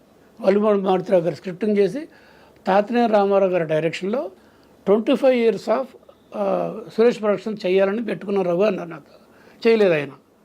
అది నాకు ఫైల్ అడిగితే రఘు మంచి రైజులో ఉన్న సితార అన్వేషణ ఇప్పుడు ఈ సంవత్సరం వచ్చిన ఇది స్వాతిముత్యం సిరివెన్నెల ఇప్పుడు నువ్వు రిస్క్ చేస్తున్నావు డైరెక్షన్ ఈ సబ్జెక్ట్ ఎందుకు ఇలాంటి సబ్జెక్ట్ రిస్క్ అంటే లేదు సార్ నేను డెసిషన్ తీసేసుకున్నాను మైండ్ సెట్ అయిపోయింది నాకు ఇచ్చేయండి అని తీసుకున్నా.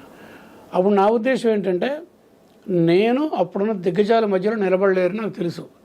రాఘవేంద్ర గారు, బాపు గారు, విశ్వనాథ్ గారు, బాలచంద్ర గారు, ఇటు పక్క రామ్ గోపాల్ వర్మ అప్పుడు రాలేదనుకుంటాను, కోదండ రామరెడ్డి గారు, ఇలాంటి వాళ్ళ మధ్యలో నేను పోటీ పడి వాళ్ళతో నెగ్గగలను. నేను దట్టు జనరల్గా ఏంటంటే డైరెక్షన్ డిపార్ట్మెంట్ వాళ్ళు డైరెక్షన్ చేస్తే ఒప్పుకుంటారు, అసిస్టెంట్ నుంచి అసోసియేట్ని కూడా వీళ్ళు. ఇంకో డిపార్ట్మెంట్ వాళ్ళు వస్తే ఎత్తుకుతారు, వాళ్ళ పనులు చేసుకోవచ్చు కదా ఎందుకు డైరెక్షన్ అని. అలాగే చాలా జరుగుతాయి. అందుకని ఇది అయితే నేను ఇంకోళ్ళు వాళ్ళు చేయలేరు. కళ్ళులాంటి సినిమా నేను చెప్పిన మహామౌలు వాళ్ళు ఉన్నారు కదా వాళ్ళు చేయలేరు, నా వల్లే అవుతుంది. ఇది నాకు స్పెషల్ ఒక మార్గం to grab the attention of the cinema ప్రేక్షకులు తెలుగు అని చెప్పి రిస్క్ చేశా. ఈ సినిమా నాకు పేరు తెచ్చేసింది. మిడ్ నైట్ ఎంవి రఘు బికేం కళ్ళు రఘు, మీకు తెలుసు. అవునవును, కళ్ళు రఘు అంటారు. నా ఆర్టిస్ట్ కళ్ళు చిదంబరం అని వాళ్ళే నీళ్ళు వచ్చేసి. అవును, కళ్ళు చిదంబరం. కానీ నాకు సినిమాలు రావడం తగ్గిపోయినాయి, కెమెరాగా తగ్గిపోయినాయి, డైరెక్షన్కి రాలే. అదేలా సార్, అది అన్యాయం కదా. ఒకటే అంటే వింటాం కదా కొంతమంది చెప్పేది, రఘు సినిమా అవార్డులు తెచ్చే సినిమాలు ప్రొడ్యూసర్లకు ఎందుకు. కానీ మీరు అవి తీయలేరని కాదు కదా, ఇవి తీశారు బట్ అవి తీయలేరని కాదు కదా. కదా ఆ సందర్భంలో నాకు రెండో సినిమా ఒకటి వచ్చింది, ఆర్తనాథం, రాజశేఖర్ గారు హీరోగా. అది అనుకున్నంత సక్సెస్ కాల, సుమారుగా పర్వాలేదు 5 వారాలు ఆడింది. ఆ రోజులు 5 వారాలు అంటే పెద్ద సక్సెస్ కాదు, ఈ రోజులు 3 వారాలు దాటితేనే 100 days కింద లెక్క. ఆ సినిమా నాకు నెక్స్ట్ వీటిని క్లోజ్ చేసింది. ఒక సంవత్సరంన్నర చాలా స్ట్రగుల్ అయిపోయాను. కెమెరా వర్క్ లేక, డైరెక్షన్ ఆఫర్ లేక, ఏమీ లేని రోజుల్లో కేఎస్ రామారావు గారికి వచ్చి ఆయన రవిరాజ బిరిశెట్టి గారి డైరెక్షన్లో రాజశేఖర్ సీత డేట్స్ పట్టుకొని సినిమా గురించి ప్లాన్లో ఉన్నారు. రవిరాజ గారికి హిందీ ప్రతిబంధ వచ్చింది చిరంజీవిది. అతను రిక్వెస్ట్ చేసి అటు స్కిప్ అయ్యాడు, డేట్లు గాళ్ళే ఉన్నాయి. రఘు నువ్వు ఒక క్రైమ్ సినిమా గురించి చెప్పావు కదా, ఆ సబ్జెక్టు నువ్వు చెయ్యి అని నా చేతిలో పెట్టారు. అది ఆర్తనాథం. అది సుమారుగా ఆడింది. దాంతో ఏంటంటే రఘు ఆర్ట్ ఫిల్మ్స్ లాంటివి బాగా చేస్తాడు, కానీ కమర్షియల్ ప్రొడ్యూసర్ ఎక్స్పెక్ట్ చేసేది కమర్షియల్ సక్సెస్. ఆ విషయంలో ఏమో అని చెప్పి అని అనుకున్నారని నేను విన్నా.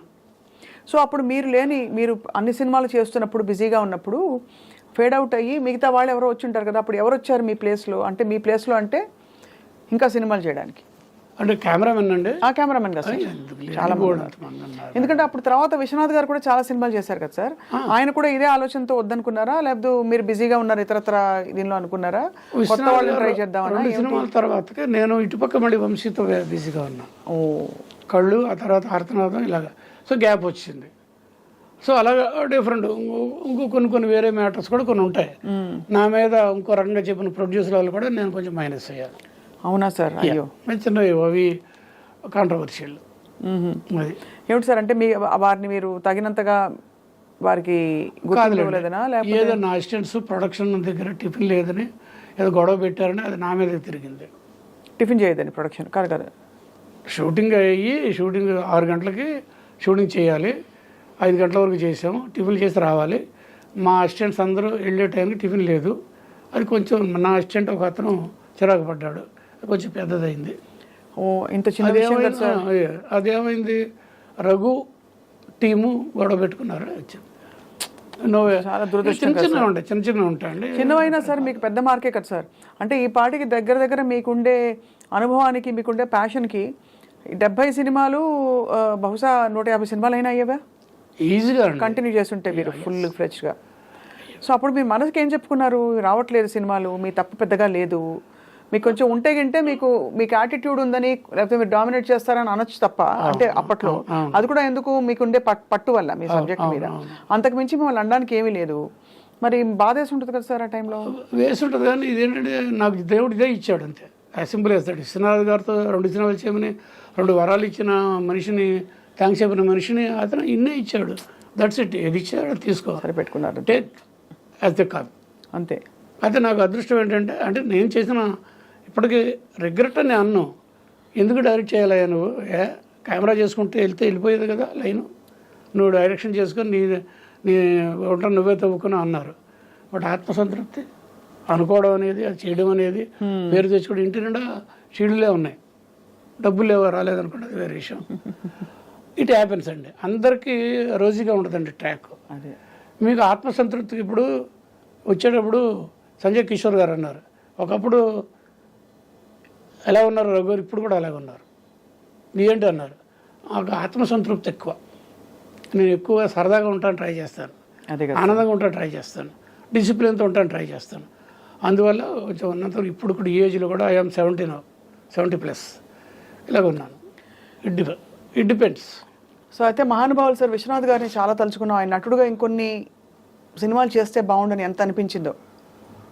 అవునండి సార్, సో మీరు కూడా మీరు వారితో వర్క్ చేశారు కాబట్టి బోల్డ్ అనే విషయాలు మీరు గమనించుకుని తెలుసుకుని ఉంటారు కదా, ముఖ్యంగా స్వాతిముత్యం సినిమాలు. ఒకటి చెప్పడం నాకు ఇష్టం కూడా, చెప్పడం కూడా. చెప్పండి సార్. విశ్వనాథ్ గారు ఎంత గొప్ప నటుడు కానీ లేకపోతే దర్శకుడుగా కానీ ఆర్టిస్ట్ దగ్గర నుంచి ఎంత ఎక్స్ట్రాక్ట్ చేస్తారనే దగ్గర ఒక చిన్న బిట్టు చెప్తాను. కమలాసన్, ఓల్డ్ కమలాసన్ దీంట్లో ఒడిలో ఆవిడ చనిపోద్ది కదా రాధిక. అవునవును. అప్పుడు ఆ బిట్టు ఒక సాంగ్ రిపీట్ అయ్యి దాని ఎక్స్టెన్షన్ మ్యూజిక్ ఉంటుంది అనమాట. అది చేస్తున్నాం షూటింగ్ అక్కడ అవుట్డోర్లో, స్టూడియోలో అవుట్డోర్ దగ్గర అదంతా పెట్టుకొని ఆ ఇల్లు సెట్ వేసాం. కమలాసన్ ఫస్ట్ డేస్లో ఉంది ఇల్లు, దాని వెనకాల పెరడు అంటాం కదా, అక్కడ అక్కడ షూటింగ్ చేస్తున్నాం. అది విశ్వనాథ్ గారు కమలాసన్కి ఇక్కడ పౌచెస్ పెట్టుకుంటాడు, ఇక్కడ లండన్ నుంచి తెప్పించుకున్నాడు. అంటే ముడతల్లాగా లేటెక్స్ అంతే, దానికి ఒక గంట ఎక్స్ట్రా తీసుకుంటాడు. అసలు రెడీ అయ్యేలోపు ఈయన రిహార్సల్ కోసం పెట్టి రఘు సర్క్యులర్ ట్రాలీ వేసుకో అని చెప్పి రెడీ చేసి ఆయన కూర్చున్నారు. వెళ్ళి రాధికని పిలిచారు, రాధికని కూర్చొని ఉంది, మ్యూజిక్ వేయమన్నారు. ఆయన చేస్తూ ఆ మ్యూజిక్ అయిపోయిన తర్వాత ఆయన ఆవిడ చనిపోతుంది, అది చేసుకొని ఆవిడ కింద పెట్టేసి వెళ్ళి దేవుణ్ణి కొడతాడు కదా ఇలాగా. ఇప్పుడేం వెళ్ళిపోతున్నావు ఏంటి? కాదు, ఒక 2 నెలలు ఉండకూడదు. ఎందుకు? ముక్కోటి ముక్కోటి ఏకాదశి వస్తుంది. అప్పుడైతే సరాసరి స్వర్గానికే వెళ్ళిపోవచ్చు. అందుకే అంతవరకు ఆ దేవుడు ఉంచద్దు.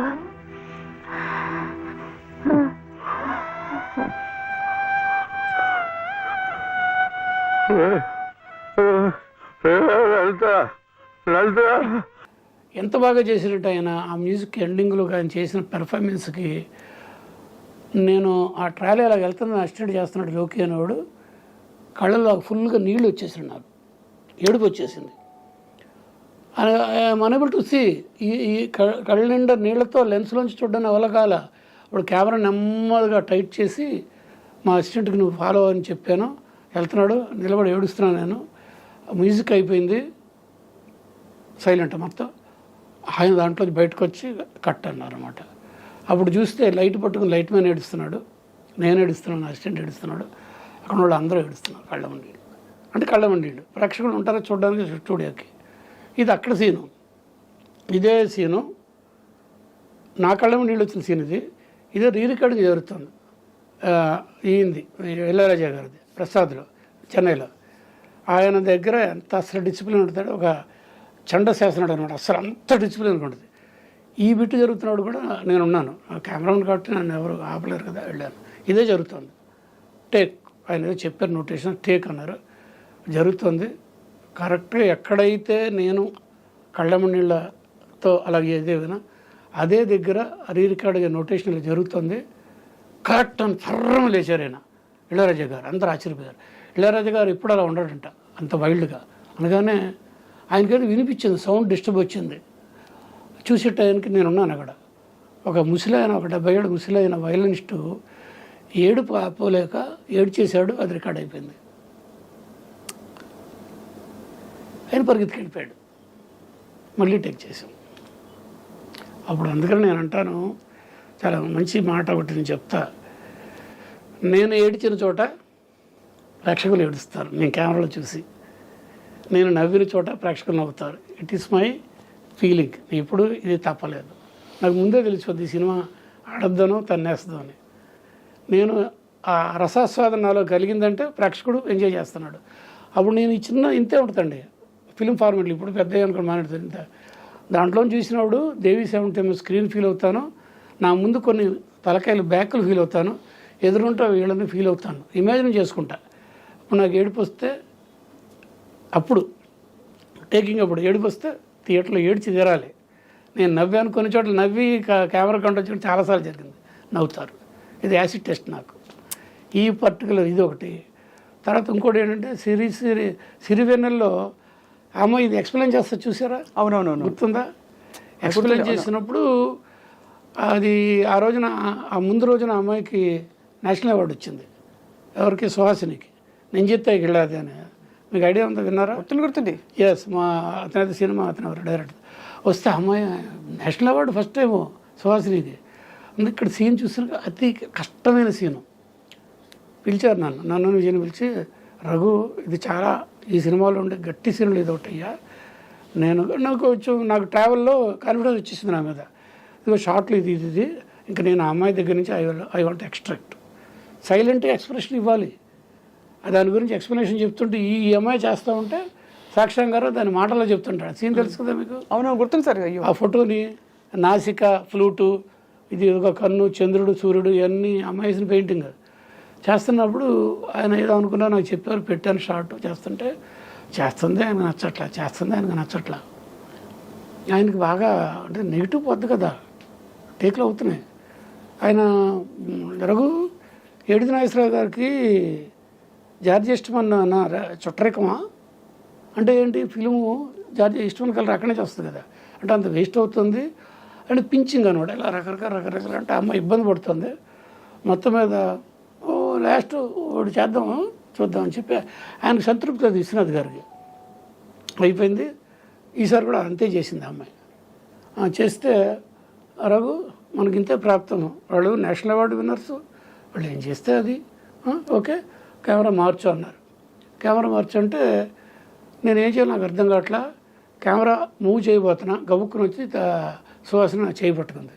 రఘు మూవ్ పడినాదంగా అమ్మాయి కెమెరా ఉమెన్ తెలుసు కదా మీకు? అవును, తెలుసు. కెమెరా ఉమెన్ మేము నా మగ మహారాజు హీరోయిన్ అమ్మాయి, వాడు కమలాసన్ మేమంతా కదా. నన్ను గట్టిగా ఒక బ్రదర్లాగా పట్టుకొని కెమెరా మూవ్ చేయద్దు రఘు అంటే నేను అన్న అది ఎప్పుడు ఆశని அவர் சொன்னதுக்கு அப்புறம் நான் I have to move it అంటే ప్లీజ్ నా పోయి రిపోర్ట్ పండ్రంటే వచ్చింది.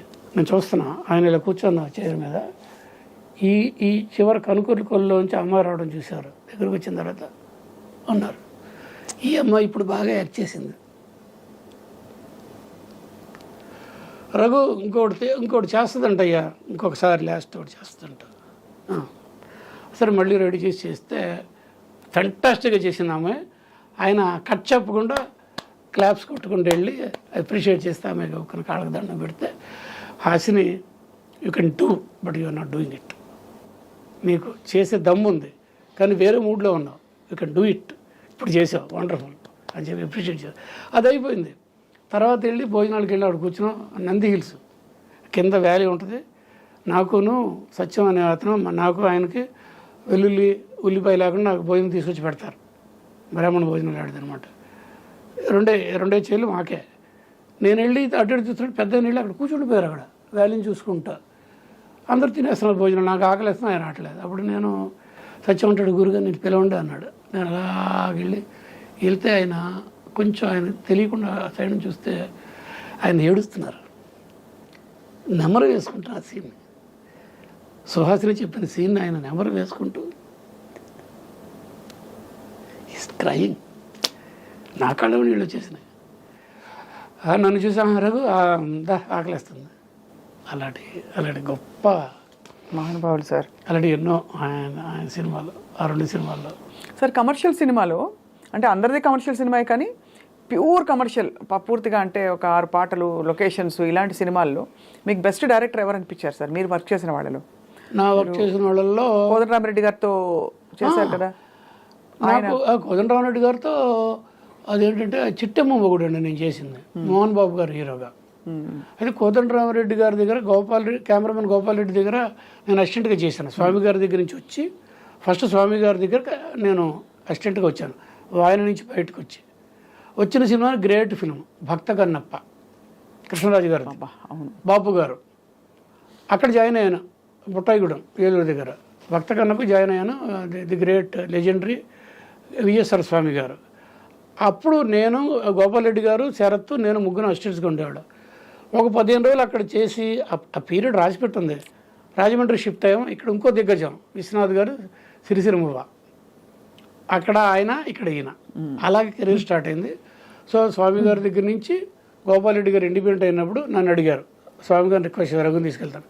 మళ్ళీ గోపాల్ రెడ్డి గారు కొంత ఇలాగా రకరకాలుగా మార్పులు చేర్పులు జరుగుతుంటాయండి. జరిగినప్పుడు మనం అనుకున్నట్టుగా కొన్ని జరిగితే, మనం అనుకోకుండా కొన్ని వస్తాయి, మనం అనుకున్న కొన్ని రావు. అవును. సో అలా కమర్షియల్ సినిమాలో మీకు నచ్చిన డైరెక్టర్ ఎవరంటే మీరు? అంటే కోదండరామరెడ్డి గారితో చేశాను, ముత్యాల సుబ్బయ్య గారితోనేమో షోగాడ్ బెళ్ళం చేశాను, రవిరాజ పినిశెట్టి గారితోనేమో ఇది రాయుడు గారు చేశాను. ఇలాగ చాలా సినిమాలు చాలామందితో చేశానండి. విజయబాబు రెడ్డి గారితో చాలా సినిమాలు చేశాను, కృష్ణ గారితో, తాతిరా రామారావు గారితో చేశాను. ఇంకోటి ఏంటంటే రెండే విశ్వనాథ్ గారితో అలాగే 2 సినిమాలు, ఇందులో కూడా 2 సినిమాలు చేశాను. 2 సినిమాల్లో అందగత్తైన రేఖ హీరోయిన్. ఒకటి సంసార్, తెలుగులో కూడా వచ్చింది కదా. అవును, అది సంసార్. అందగత్త కదా సార్ రేఖ గారు. అయ్యో ఇప్పుడు నేను చెప్పిన నేను ఇష్టపడ్డ జయప్రద ఇప్పుడు పక్కన పెడితే ఈవిడ అప్సరసలా ఉంది రేఖ ఇప్పుడు కూడా. 70+ అనుకుంటా ఆవిడ. తర్వాత 2వ సినిమా మేరా పతి సిర్ఫ్ మేరా హై, జయసుధ వాళ్ళ ప్రొడక్షన్. అది నా మొగుడు నాకే సొంతం. 2 హిందీ సినిమాలు చేశా. ఆ తర్వాత వేరే లాంగ్వేజ్ చిన్న చేశాను. సో అవి నాకు ప్రాప్తము. ఒక గ్రేట్ రిగ్రెట్ ఏంటంటే సితార సినిమా, అట్లూరు పూర్ణచంద్ర గారి పేరు విన్నారా? అయ్యో. ఆయన అప్పుడు అమితాబ్ బచ్చన్ బాగా క్లోజ్ అనమాట.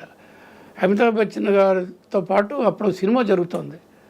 ఎవరు? శ్రీదేవి, కమల్ హాసన్, అమితాబ్ బచ్చన్ కాంబినేషన్ చూడండి. సినిమా ఏంటంటే మీకు తెలుస్తుంది అనుకుండా, whose life is it anyway, చాలా ఫేమస్ సినిమా. ఐడియా ఉందా? Whose life is it anyway. ఒక ఆర్టిస్ట్కి మజిల్స్ పెరాలిసిస్ అయిపోద్ది, ఓన్లీ మజిల్స్ కలుగుతున్న బాడీ ఎందుకు పనిచేయదు అనే గొప్ప సినిమా అది. రిచర్డ్ డ్రైఫస్ అని అతను. అది కమల్ హాసన్ క్యారెక్టర్. అమితాబ్ బచ్చన్ గారు, శ్రీదేవి గర్ల్ ఫ్రెండ్. ఆ టైంలో ఈ సితార సినిమాని హిందీలో వేద్దామని అట్లూరు పంచారు ప్రపోజల్, శ్రీదేవిని భానుప్రియ క్యారెక్టర్లో. అప్పుడు సితార సినిమా చూశారు ఎవరు? అమితాబ్ బచ్చన్ గారు. 2వ రోజు నన్ను సెట్కి పిలిచారు, నన్ను ఎంబీ రావు అనే బుడ్డోండి పిలిచి పక్కన కూర్చోబెట్టుకొని, నువ్వు డే ఫర్ నైట్ ఎలా చేసావు?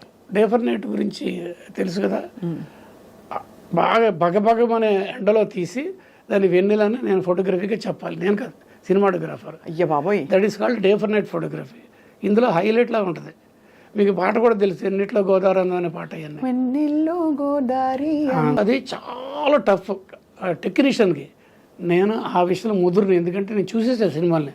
మా గురువు గారు స్వామి గారే ఆ సినిమా ఏంటంటే మన భక్త కన్నప్పలో ఎన్ని ఇయల్లో చందమామ అవన్నీ చూసి ఏ టెక్నాలజీ వాడుతున్నారు, ఎక్స్పోజర్లు ఏంటి, కలర్స్ ఏంటి, ఏ టైంలో ఏ లైటింగ్లు చేస్తున్నది బాగా. అంటే అప్పటికే నేను డిప్లొమా చేశాను, ఇవన్నీ చేశాను కాబట్టి స్టడీస్తో సితార్లు అంత బాగా చేయగలిగా. ఆయన కూర్చోబెట్టి చెప్పి ఆయన అడిగి వండర్ఫుల్. ఇండియన్ ఫోటోగ్రఫీలో డే ఫర్ నైట్ పెద్ద గొప్పగా ఉండదు. కొంతమంది ఉన్నారు, 2 పేర్లు చెప్పారు. ద్వారకా దివేచ్ అనుకుంటూ అంటారు, షోలే కెమెరామెన్, ఆయన బాగా చేస్తాడు. జీ సింగ్ ఆయన బాగా చేస్తాడు. అవి 2-3 పేర్లు ఇచ్చి సౌత్ ఇండియాలో ఐ లైక్డ్ యువర్ వర్క్ అని షేక్ హ్యాండ్ ఇచ్చారు అమితాబ్ బచ్చన్ గారు. తర్వాత కట్ చేసి కొన్నాళ్ళ తర్వాత తాతిరా రామారావు గారి డైరెక్షన్లో అట్లూరు పూర్ణచంద్రరావు గారు, ఏబిఎం శరవణన్, ఆ తర్వాత టిప్స్ క్యాసెట్ గుల్షన్ కుమార్ గారు, వాళ్ళ కాంబినేషన్లో ఒక సినిమా బడా ఆద్మీ. అమితాబ్ బచ్చన్ గారు, భానుప్రియ, ఈఎంఐ ఎవరో మన తాతిరా రామారావు డైరెక్టరు, కెమెరామెన్ ఏమో అమితాబ్ బచ్చన్ గారు, ఎంబీ రావు. నాకు ఇచ్చారు. 2 రోజులు షూటింగ్ జరిగింది. చాలా చాలా ఆనందపడిపోయాను. అమితాబ్ బచ్చన్ గారు జైంట్ దగ్గర నేను సినిమా చేయడం అని. అయితే 2 రోజులు అయిపోయింది. 1 నెల తర్వాత రెగ్యులర్ షూటింగ్ వెళ్ళాలి. టిప్స్ క్యాసెట్ గుల్షన్ కుమార్ గారిని షూట్ చేసి చంపేశారు. మాఫియా తెలుసు అందరికి. అవునవును. ఆ సినిమా పక్కకి వెళ్ళిపోయింది. అంటే నాకు అదృష్టం రాసి పెట్టలేదు, అయిపోయింది. ఇలా కొన్ని అనుకొని వస్తుంటే కొన్ని అనుకొని మనకు అందం. కానీ ఏ మాట కామాట అంటే మీరు అన్నట్టు అమితాబ్ బచ్చన్ గారు చూసి చాలా సర్ప్రైజ్ అయ్యి ఇంప్రెస్ అయిపోయిన ఇదది టెక్నిక్, అది డే ఫర్ నైట్ అనేది. Yes, definite. అది ఎంత బలం ఇస్తుందంటే నాకు నాలంటి వాడికి. సార్ అప్పటికి ఇప్పటికి చాలా మారిపోయింది కదా కెమెరా టెక్నాలజీ. అస్సలు టూ మచ్. కెమెరా కాదండి, ఫిల్మ్ మేకింగ్ మారిపోయిందండి. అంటే ఇప్పుడు అసలు కంప్లీట్గా టోన్స్, అసలు ఈ మధ్య అయితే ఇప్పుడు బాగా కల్ట్ హిట్ అవుతున్న సినిమాలన్నీ కూడా కొంచెం బ్రౌన్స్, సేపియా టోన్స్ ఎక్కువ ఇష్టపడుతున్నారు. ఫుల్ ఎల్లో బ్రైట్ కలర్స్ లేకపోతే ఒక ఇది లేకుండా, అంటే ఒక కేజీఎఫ్ నుంచి మొదలైంది ఒకటి ప్రశాంత్ నీల్ గారి స్టైల్లో. లేదంటే ముందు నుంచే ఉన్నాయండి, కానీ అంటే మీరు కరెక్ట్ అయిన ఎగ్జాంపుల్ చెప్పారు. దాన్ని కూడా చెప్తానండి. ఫిల్మ్ ఫార్మాట్ వేరు, ఫిల్ము డిజిటల్ వేరు. ఫిల్మ్లో ఉండే కలర్స్ కానీ అవి కానీ ఇవి కానీ అప్పుడు జనాలకి అలా ఉన్నాయి. డిజిటల్కి వచ్చేటానికి ఈ కలర్స్ వేరు వస్తాయి, డిఫరెంట్ ప్యాలెట్ అంటాం కదా, అదే వస్తాయి. అయితే డిజిటల్లో డిజైలో కలర్ నుంచి సినిమాలు జనం బాగుందని ఫీల్ అవుతున్నారు, ఫోటోగ్రఫీ బాగుందని ఫీల్ అవుతున్నారని సినిమా ఏంటంటే అంతా ఆస్ట్రేలియాలో తీశారండి. మన నాగబాబు గారి ప్రొడ్యూసర్ గారి సినిమా, పాట చాలా ఫేమస్ కూడా. ఆ సినిమా నుంచి డిజై కలర్స్ ఇక అందరూ అదే అలాంటిది కావాలని అడగడం మొదలుపెట్టారు. ఆ కలర్ టోన్స్ వేరే ఉంటాయండి. ఫిల్మ్ కలర్ టోన్స్ ఏమో బాగా వైబ్రెంట్ కలర్స్ ఉంటాయి, బ్రైట్ కలర్స్ అద్భుతంగా ఉంటాయి, మోర్ డ్రామాటిక్గా ఉంటాయి. బట్ ఇందులో ఏంటంటే కొంచెం సాఫ్ట్గా వెళ్తూ అక్కడి నుంచి డిఐ మారిపోయింది, కలర్ మారిపోయినాయి. దాంట్లో మీరు ఏం కావాలంటే అది చేసుకునే ఫెసిలిటీస్ వచ్చేసినాయి. అంటే పీరియడికల్ ఫిల్ము, మీరు ఇప్పుడు ఏదో ఇది అంటున్నారు, నాకు తెలిసి మీ అసిస్టెంట్స్ కన్నాడు గాంధీ ఫిల్ము. అవును, రిచర్డ్ ఎటెన్బర్గ్ గాంధీ. మరి పీరియడికల్ ఫిల్మ్ కదా, ప్రీ ఇండిపెండెన్స్ సినిమా. అప్పుడు బట్ తీసింది ఎప్పుడు ప్రజెంట్. అవును, మరి ఫిల్మ్లో వచ్చే కలర్స్ రాకూడదుగా, పళచ్ అంటాం కదా తమిళ్లో, పళిచ్చని వరకు కూడా. అప్పుడు ఏం చేయాలి, దానికి తగ్గట్టుగా టోన్ డౌన్ చేసి కాస్ట్యూమ్స్, సెట్ కలర్స్, లైటింగ్ అన్నీ చేసుకొని మరి ఆస్కార్ అవార్డు వచ్చింది ఫోటోగ్రఫీకి దానికి. అప్పుడే పీరియడికల్ ఫిల్మ్కి వచ్చే టోన్స్ అలా ఉంటాయి, సెపియా టోన్ అంటాం, అదే వినే ఉంటారు. అలాగే ఇప్పుడు ఏంటంటే రెగ్యులర్ కలర్స్ నుంచి స్కీమాటిక్గా ఇంకో కలర్కి వెళ్తున్నారు. అది అలాగే షేప్ ఆఫ్ వాటర్ అనే సినిమా ఒకటి వచ్చింది, అదొక తమాషా కలరు. దానికి ఏంటంటే ఇక్కడ ఫెసిలిటీస్ వచ్చాయి, టెక్నికల్ ఫెసిలిటీస్. డిఐ కాకుండా వేరే కొన్ని టెక్నికల్ ఉన్నాయి. మీరు ఏ కలర్ కావాలంటే ఆ కలర్ దాంట్లో ముంచి తీస్తే ఆ కలర్ వచ్చేస్తారనమాట షార్ట్లకి. అలాగే టెక్నాలజీ డెవలప్ అయింది. ఈ డైరెక్టరు, కెమెరామెన్ను, తర్వాత ప్రొడక్షన్ డిజైనర్ అంటే మేనేజర్ కదా, డిజైనర్, సినిమా ఇలా ఉండాలని డిసైడ్ చేసే ఒక మనిషి, ఆ డైరెక్టర్ అంతా కలిసి మన ఈ సినిమా ఈ టోన్స్లో ఉండాలి, ఈ టింట్లో ఉండాలి, ఈ షేడ్లో ఉండాలి అని డెసిషన్స్ తీసుకున్నప్పుడు దాని తగ్గట్టుగా ఇప్పుడు జరుగుతుంది. అది ఇప్పుడు అన్ని సినిమాలు అంతే. ఇప్పుడు కాంతారా చూసారు కదా, మీరేమో కేజీఎఫ్ అన్నారు, అదొక టైపు. కాంతారా అదొకటి. అది ఇప్పుడు మారిపోయిందండి, ఫిల్మ్ మేకింగే మారిపోయింది టోటల్గా. అంటే ఆ పోస్టర్ చూస్తేనే వాళ్ళ సిగ్నేచర్ అయిపోతుంది అది. ఎస్ కదా. అవును. ఇప్పుడు ఆ రోజుల్లో మార్కస్ బాట్లే గారు మాయాబజార్ ఆయనతో నాకు ఎక్స్పీరియన్స్ ఉన్నాయి. ఆ రోజుల్లో ఏంటి, స్వప్న గారు వస్తే స్వప్న గారు క్లోజ్ అవ్వాలంటే ఆవిడ ఉండాలంతే అక్కడ. ఆవిడ నోట్స్ ప్రకారం లైట్ చేస్తారు ఆయన, అంతేగాని ఎవరో వచ్చి నిలబడితే క్లోజప్ చేయరు. రామారావు గారు వచ్చి నిలబడితే లైటప్ చేస్తారు. అలాగుండే ట్రెడిషనల్ వర్క్ ఉండేది. ఇప్పుడు అలా కాదు, చల్తా బౌన్స్ పెట్టేసి అట్ట పెట్టేసి ఇది లెన్సింగ్లో చేసి చేస్తారు. అంటే మీరు స్టాప్ చేయలేరు కదా డెవలప్మెంట్ని. కొంతమంది ఒక రకమైన డెవలప్మెంట్ అయితే ఇంకో రకంగా డెవలప్మెంట్. బౌన్స్ లైటింగ్ వచ్చింది. బౌన్స్ లైటింగ్ వచ్చిన తర్వాత ఈ మోల్డింగ్లు 3D లాగా బ్లాక్ అండ్ వైట్ చేసే మార్కస్ బాట్లే గారు చేసింది 3D లైటింగ్ అంటాం దాన్ని. ఈచ్ చోట బ్యాక్ లైట్ వేసుకుని ఇక్కడ లేయర్ బ్లాక్ అండ్ వైట్లో సెపరేషన్ క్రియేట్ చేయాలి. కలర్ వచ్చిన తర్వాత జనరేషన్ ఏమంటున్నారు, colour itself is separation, మళ్ళీ మీరు సెపరేట్ చేయడం ఏంటి అని. ఇలాగా టెక్నాలజీ డెవలప్ అవుతున్నాడు. ఆటోమేటిక్గా ఫిల్మ్ మేకింగ్లో అన్నీ మారిపోయానండి. సౌండ్ మారిపోయింది, కలర్స్ మారిపోయినాయి, ఆర్ట్ డైరెక్షన్ మారిపోయింది, కెమెరా డ్రాస్టిక్గా మారింది. అవును, చాలా భయంకరంగా. మధ్యలో ఎన్ని టెక్నాలజీస్ వచ్చేసారు, రెడ్ క్యామ్ అన్నారు, మళ్ళీ క్యానన్ 5D రకరకాలు చాలా వచ్చేసాయి. అయితే నేను చాలా చోట్ల చెప్పిన మళ్ళీ మీకు ఇంకోసారి, అంటే నేను ఓల్డ్ జనరేషన్ అక్కడి నుంచి ఇక్కడ దాకా ఉందన్నది. ఆ రోజుల్లో మా కంట్రోల్లో మెషిన్స్ ఉండేవి. ఈ రోజుల్లో మెషిన్స్ కంట్రోల్లో మనం ఉన్నాం. టెక్నికల్ పొల్యూషన్ ఎక్కువగా ఉంది, అలా ఉంది డిపెండెన్సీ. అప్పుడు మేము షార్ట్ ఇలాగ అన్నామంటే పక్కగా రేపొద్దున స్క్రీన్ మీద చూసేది అదే. ఇప్పుడు అలా కదా, పర్లేదులే డిఐలో చూసుకుందాంలే, డబ్బింగ్లో చూసుకుందాంలే, చూస్తున్నారు కదా మీరు. అక్కడేదో ఏదో వచ్చింది, అక్కడ ఫీల్డ్ వచ్చింది 1 more అంటే అక్కర్లేదు, అది గ్రాఫిక్స్లో రిమూవ్ చేస్తారులే అంటున్నారుగా. ఫెసిలిటీస్ వచ్చినా కొంది మనిషిలో క్రియేటివిటీ కొంచెం డ్రాప్ అవుతూ బతకం పెరుగుద్ది. అది నేను నమ్మిన సత్యం. ఎంత ఎంత కరెక్ట్గా చెప్పారు సార్. కానీ ఎక్కడో బహుశా అవి అవి అలా నిలిచిపోయిన ఫిల్మ్స్ మీరు చెప్తున్న మనం మాట్లాడుకున్న సినిమాలన్నీ కూడా ఇవి కూడా కాలం అయ్యాకే తెలుస్తుంది మనకి నిజంగా ఎంతవరకు నిలబడ్డాయని. మంచి గొప్ప సినిమాలు వస్తున్నాయి, పెద్ద పెద్ద బడ్జెట్స్ వస్తున్నాయి సార్. అప్పట్లో మీరు అన్నావు కేవలం అంటే అన్వేషణ లాంటి సినిమాకి స్టడీ క్యాంప్కి కూడా డబ్బులు లేవు, కానీ ఇంత క్లాసిక్గా నిలబడిపోయింది ఆ సినిమా. ఇప్పుడు అన్ని 100 కోట్లు కదా సార్, 500 కోట్లు ఒక బేస్ లైన్ అయిపోయింది. సో అది మారిన అదే టెక్నాలజీ అడ్వాన్స్మెంట్ అనేది మీరేం స్టాప్ చేయలేరండి. డిజిటల్ అనేది మేము ఇమాజిన్ చేయలే కదా. మేము అసలు ఇంకా చెప్పాలంటే లోతుగా మెడ్రాస్ నుంచి మేము షిఫ్ట్ అవ్వాల్సి వస్తే డ్రీమ్లో కూడా అనుకోవాలి. మరి we're forced to come from shifted from Chennai to Hyderabad. It happens అంతే. ఫిల్మ్ మేకింగ్లో కూడా పర్టికులర్గా camera department technology, pure technology. Cinema itself is pure. దానికి నేను చెప్తాను మా స్టూడెంట్స్కి, cinema is science in art form. It's మంచి మాట అది. Cinema is science in art form or art in science form. So that డెఫినెట్గా దానికి కెమెరా పెట్టాల్సిందే, దానికి లెన్స్ వేయాల్సిందే, లైటప్ చేయాల్సిందే, ఎక్స్పోర్ పెట్టాల్సిందే, మోల్డ్ చేయాల్సిందే, ల్యాబ్కి వెళ్ళాల్సిందే, అవుట్పుట్ రావాల్సిందే. అంతే కదా సార్. సో అది స్టేజ్లు మారిపోతున్నాయి. ఈజియర్ అయిపోయింది ఇప్పుడు. ఇప్పుడు ఏఐ వచ్చాక సార్ ఇంకా మరింతగా మారిపోతుంది కదా ఆర్టిఫిషియల్ ఇంటెలిజెన్స్. వచ్చేవరకు నాశనం అయ్యేంత వరకు నా మారిపోద్దండి. ఇక్కడ ఈ కాంటెక్స్లో అడగాలి సార్, ఇప్పుడు అంటే టెక్నాలజీ ఇలా మారిపోయింది. ఈ మధ్య కాలంలో మీరేమి ఎక్కడ అసోసియేట్ అవ్వలేదు సార్ ఏ ప్రాజెక్ట్తో? చేశానండి, ఊరికే ఉండండి, నేను ఏదో ఒకటి చేస్తూనే ఉంటా.